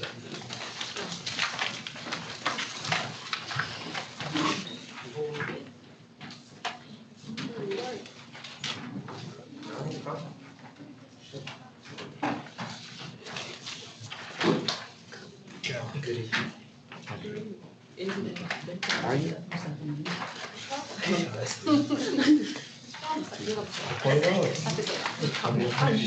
Oh, you're done.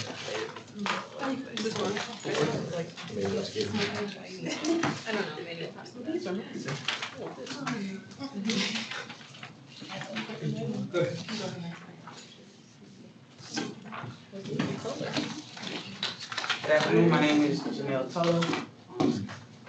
My project was kinematics as biometrics for security. My mentors were Dr. McCullough and Caitlin Williams. So for intro, what is identity? Identity is the qualities and expressions that give people their individuality. For example, your face, a picture of your face linked to your name identifies that you are you. So security measures include identity recognition for verification of a person. For example, an ID badge. So this is an example of ID, it has a magnetic strip on the back, so I have access into certain places such as the dorms or our break room. Some obstacles with identity verification is that people are victims of identity theft. Patches and ID badges such as this one are easy to be replicated. Therefore, it causes a need for new security measures.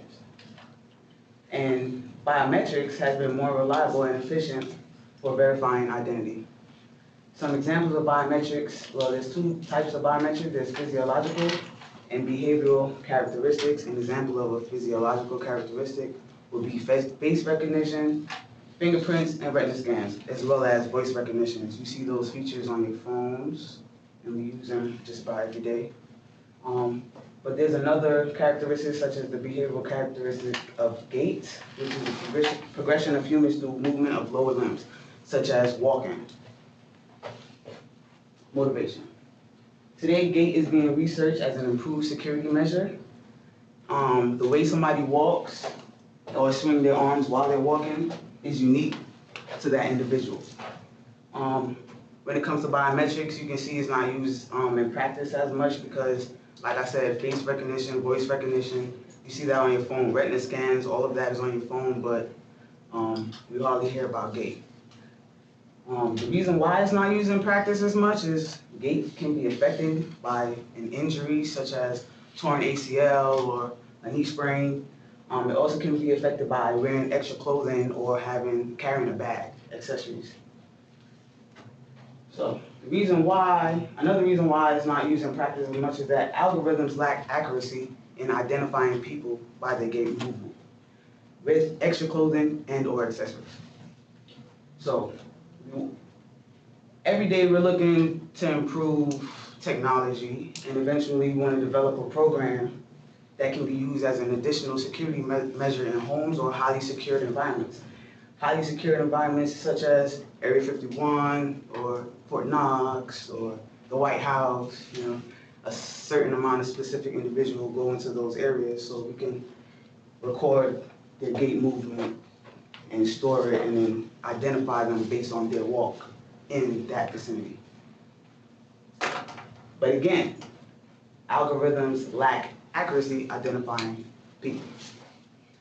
So in my literature review, 3 papers were reviewed for algorithms, and as I reviewed those papers, I seen that different types of data can be used to determine identity. And as I reviewed those papers, I decided that an algorithm that I select would have to use the data from an in vivo study. In vivo study is just a study using live objects such as people or animals. My first key paper, Human Group Activity Recognition Based on Modeling Movement Regions Interdependencies by Kyle Stevens and Adrian G. Boris. So, it gives a method for observing human activities and for human identification. And in that method, they estimate optical flow from video sequences. And optical flow is the observation of patterns of moving objects. So they depict that optical flow into a histogram format using a Gaussian mixture model. And a Gaussian mixture model allows the observation of a subpopulation within a population without using a data set to identify that subpopulation. After you depict the optical flow, you have to compute the histogram for each section of patterns. And they use the expectation maximization algorithm to do that, where the expectation maximization algorithm, also known as the EM, it finds maximum likelihoods. The E steps creates the function for the likelihood expectation, and then the M step computes the parameters that maximize that E step. So we detect the appearance of the new activity in the scene by observing the statistical consistency using the KL divergence, and it's the expectation of the logarithmic difference between 2 probabilities. So the algorithm is basically the KL divergence that detects the consistency. So the KL of 2 different activities, A sub I and A sub J. A sub I would be the first activity and A sub J would be the second activity. The mu value is the mean vector, and the sigma value is the diagonal covariance matrix of the activities. And D is the number of dimensions. So a small KL value would indicate that there's a statistic similarity between the observed activity and the dictionary. The dictionary basically is a threshold, and the threshold basically says that these are the activities in this scene. So if the KL is equal to the threshold, then the observed activity will correspond to the recorded activities in the scene, saying there's a match. But if the KL value is greater than the threshold value, then a new activity is detected. Therefore, that activity will be added to the training set indicating suspicious activity, saying something's off. In my second key paper, Walking Gestures Recognition Based on the Novel Symbolic Representation.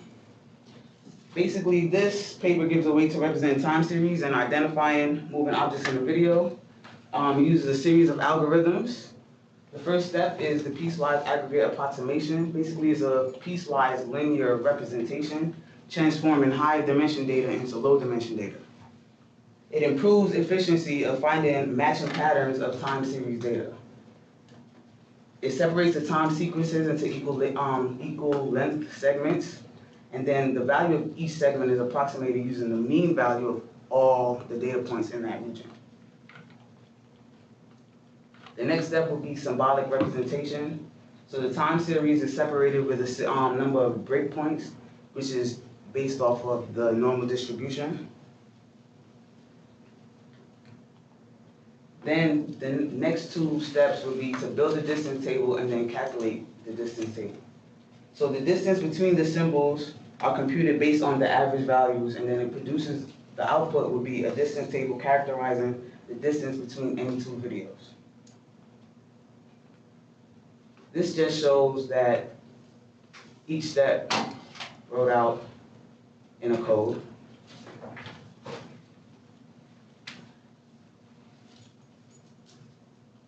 So on my third key paper, we had gait-based authentication using gait information image features by Paul Aurora. So here, a new gait representation technique based on information set theory is given, and gait information image is computed using information set-based features. It finds the uncertainty of pixel intensities in a silhouette image of a person's gait cycle. It's based on the Handman-Arabin entropy function, which is equipped with 3 parameters, which is the extension of the expanded entropy function. So the polynomial gain function of the Handman-Arabin exponential entropy function provides the flexibility to adapt its parameters to deal with the uncertainty. In the algorithm, there's 2 features, gait information image GIIEF with energy feature. Then there's the GIISF, gait information image with the sigmoid feature. And then here's the Handman-Arabin entropy function, and I show the equations for each feature. My research goals. So after choosing algorithm and program that algorithm for identification from gait kinematics into a platform, and then run the algorithm in the program using existing gait data. As you can see in each of my key papers, they give you an algorithm, and in the first 2, they give you the steps and how they determine if they can match a person. I will identify a person by their gait movement. But in the last one, they didn't make the steps clear. So my methodology, after I acquired gait kinematics from an existing database. Then I chose a developed algorithm, which was the Handman-Arabin entropy function, because it didn't say how they identified the person based on their gait movement. They just gave you a function and then gave you some results and said, here's my paper. I'm gonna use a platform to implement function into coding, and that platform is MATLAB. Then I have to detect the consistency between the data and the model, making accurate identifications. A little background. So the Handman-Arabin entropy function used to find the information-based features for gait information image. What is entropy? Entropy is a measure of disorder in a physical system. An entropy function usually is a product of the probability term and the nonlinear information gain of the probability term.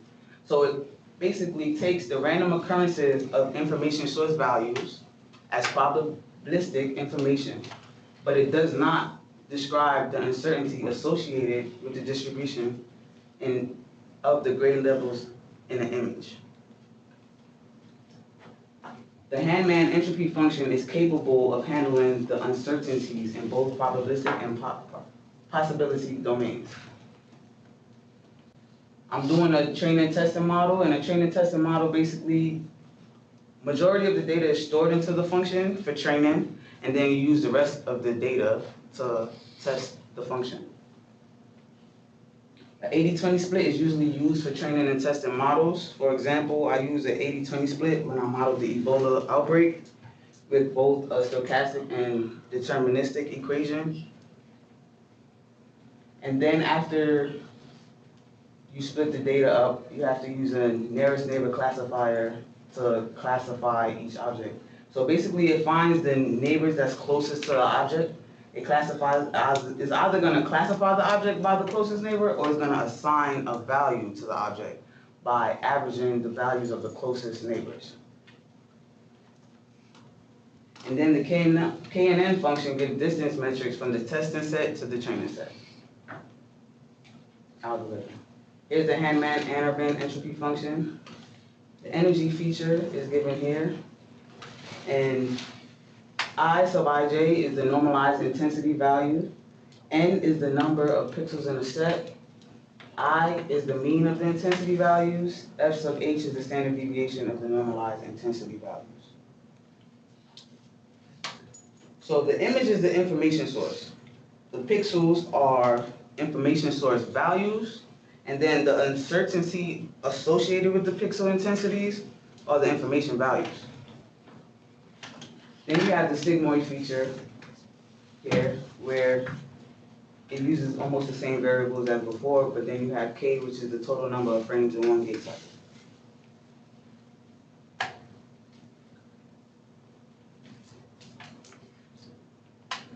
So my data. I acquired my data from the Center for Biometrics and Security Research website. It comes from a database called CASIA, which stands for Chinese Academy of Sciences Institute of Automation. And the data used are silhouetted images of gait movements. My silhouettes come from dataset A, and they observe normal walking conditions. It's 16 megabytes large, which is 19,139 images. I have 20 subjects. It consists of 20 subjects, 3 different walking angles, an angle normal to the plane, angle 45 degrees to the plane, and an angle 90 degrees to the plane. And each angle has 4 different gait cycles. This is an example of my image and the images that I observed. So as you can see, the images, as they progress, show somebody walking. I'll go backwards, forwards. Cool. So here's an overview of my code. First, I had to convert the image formats of the image formats from PNG to JPEG. Instead of using the 80-20 split, I use a 75-25 split because there's 4 gate cycles, and I said, hey, I'm gonna take 3 of those gate cycles and train the function and use the last one for testing the function. Then I calculate both features, energy and sigmoid, for each gate cycle. I didn't explain the sigmoid feature. Basically is a logarithmic function that is the shape of an S-curve, and it incorporates the information values into the function for the sigmoid feature. Then I use the K&N function to compare the testing cycle to the training cycle. As a result, I should receive distances that should confirm or deny a matching pattern in the gate cycles. So here's some of my variables. I had source file 1, file 2, file 3, file 4. Basically, those are the locations of the gate cycles. Then I have the file name, which is linked to directory. It links the gate cycle to each image. Well, the folder to each image. Then I have I, which is the length of the directory. D contains the image from the directory. I is the array of the intensity values. I had I1 as the normalized intensity values. IA, average of the normalized intensity values. I had N, which was the number of elements in the array of intensity values. I had F, which was the standard deviation of normalized intensity values. I had to calculate a mu, which you've seen in the equation before. It's the information value. H1 is my energy feature. Then I had K again as my number of frames in the gate cycle. IV is the average of array intensity values for the sigmoid feature specifically. And then I had H2, which is the calculation of the sigmoid feature. Then after I received H1 and H2, I put those 2 features into a vector 1, 2, 3, and 4. Basically, vector 4 was compared to the training set of vector 1, 2, and 3. Then I had a matrix containing the training vectors, and then D is the matrix of calculated nearest neighbor distances, big D. This is a flow chart of my code. First, I changed the image format. Then I located the image files in a directory. I created a loop to repeat the calculations for each image and summed the values. Then I had to call the directory and read the image. After that, I changed the format of the image data from single to double. Then I normalized the array. Of intensity values and found the average of the normalized values. I found the number of pixels in the information set. Then I found the standard deviation of the normalized intensity values. I calculated the agent mu. Then I calculated the energy feature. Then for the sigmoid feature, I found the length of the gait cycle, calculated the average of intensity values, calculated the sigmoid feature. Then I placed both features into a vector. I placed the training vectors into a matrix, and then I used the K&N function to compare the testing vector to the training vectors. And last but not least, I displayed the distances. So my results. These are the displayed distances. So from the test vector 4 to the training vector 1, the distance was 0.2019 centimeters, which is very small. From 4 to 2, it was a big distance metric of 2.1130, and then from test vector 4 to vector 3, it was 0.7077. Discussion.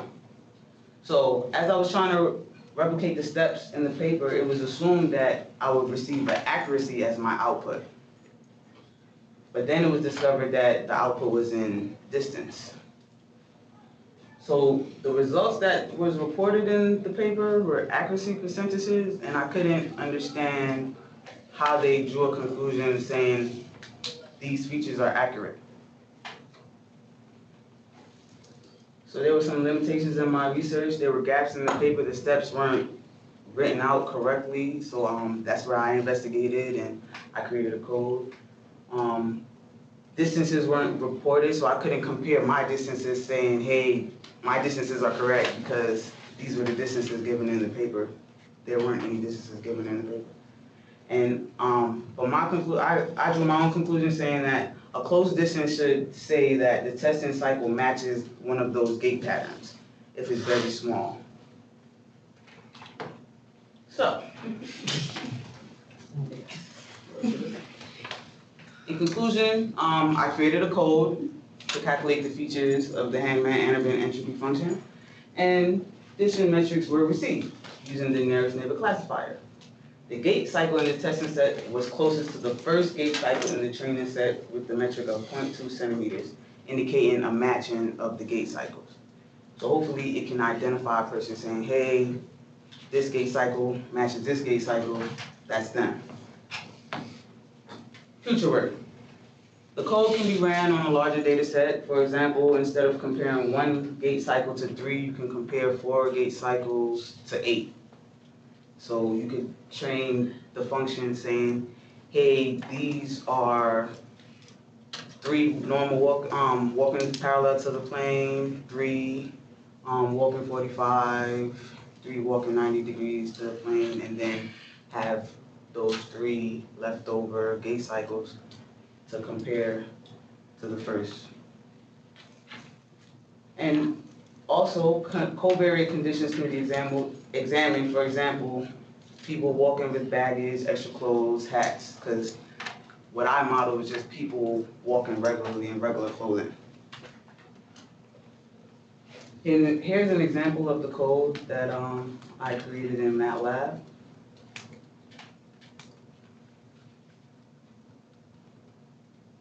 So my references. Thank you very much. Any questions? Now, can you go to the slide with all the image count? 19,000 images.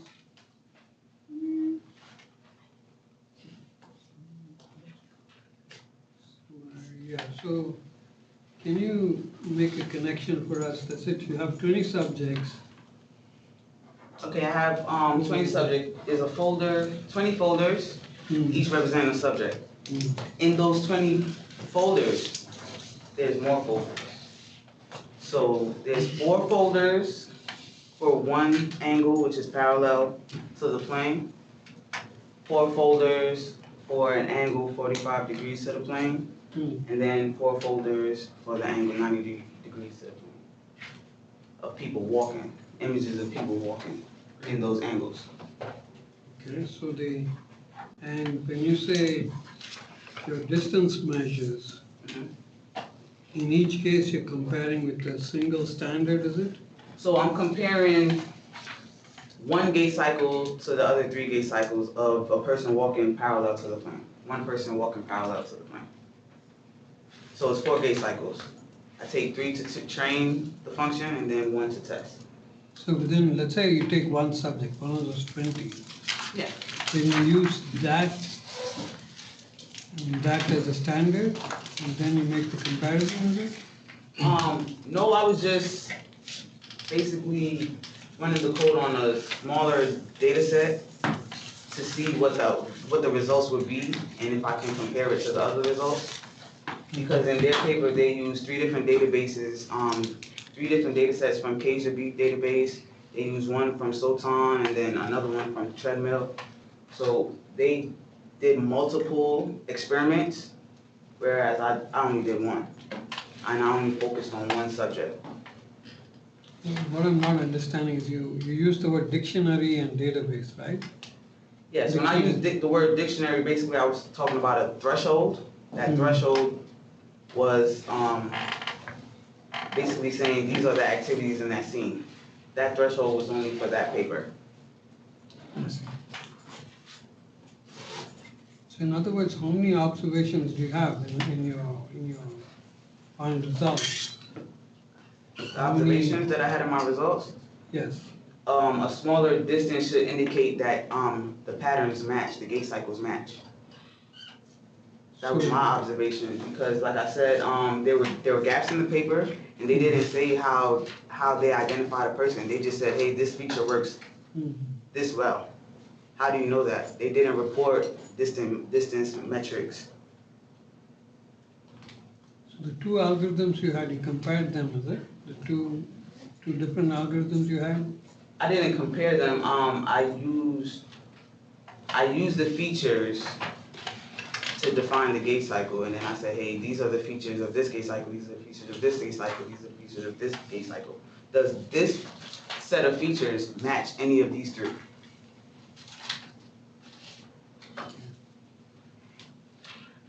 Any other questions, guys? Yes, sir. Once again, also thank you for all the work that you did working with us this summer.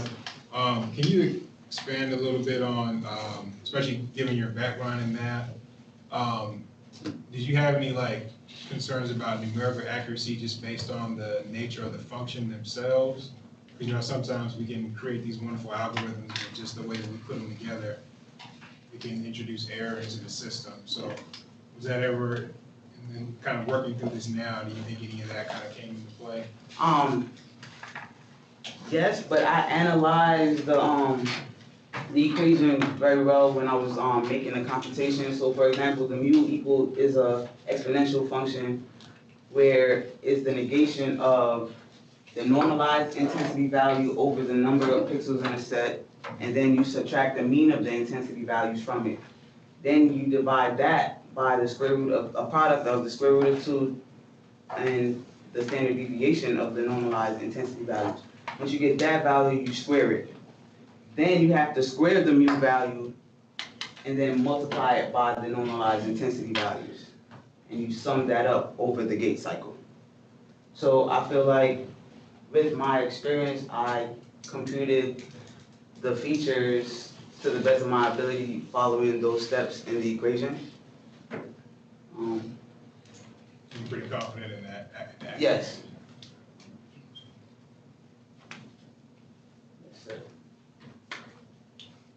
Any other questions? Okay, very good.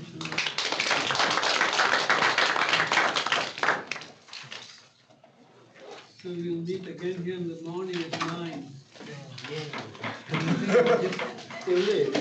We got an email from Manisha. What I'm looking to get from you by tomorrow at 12:30 is email of your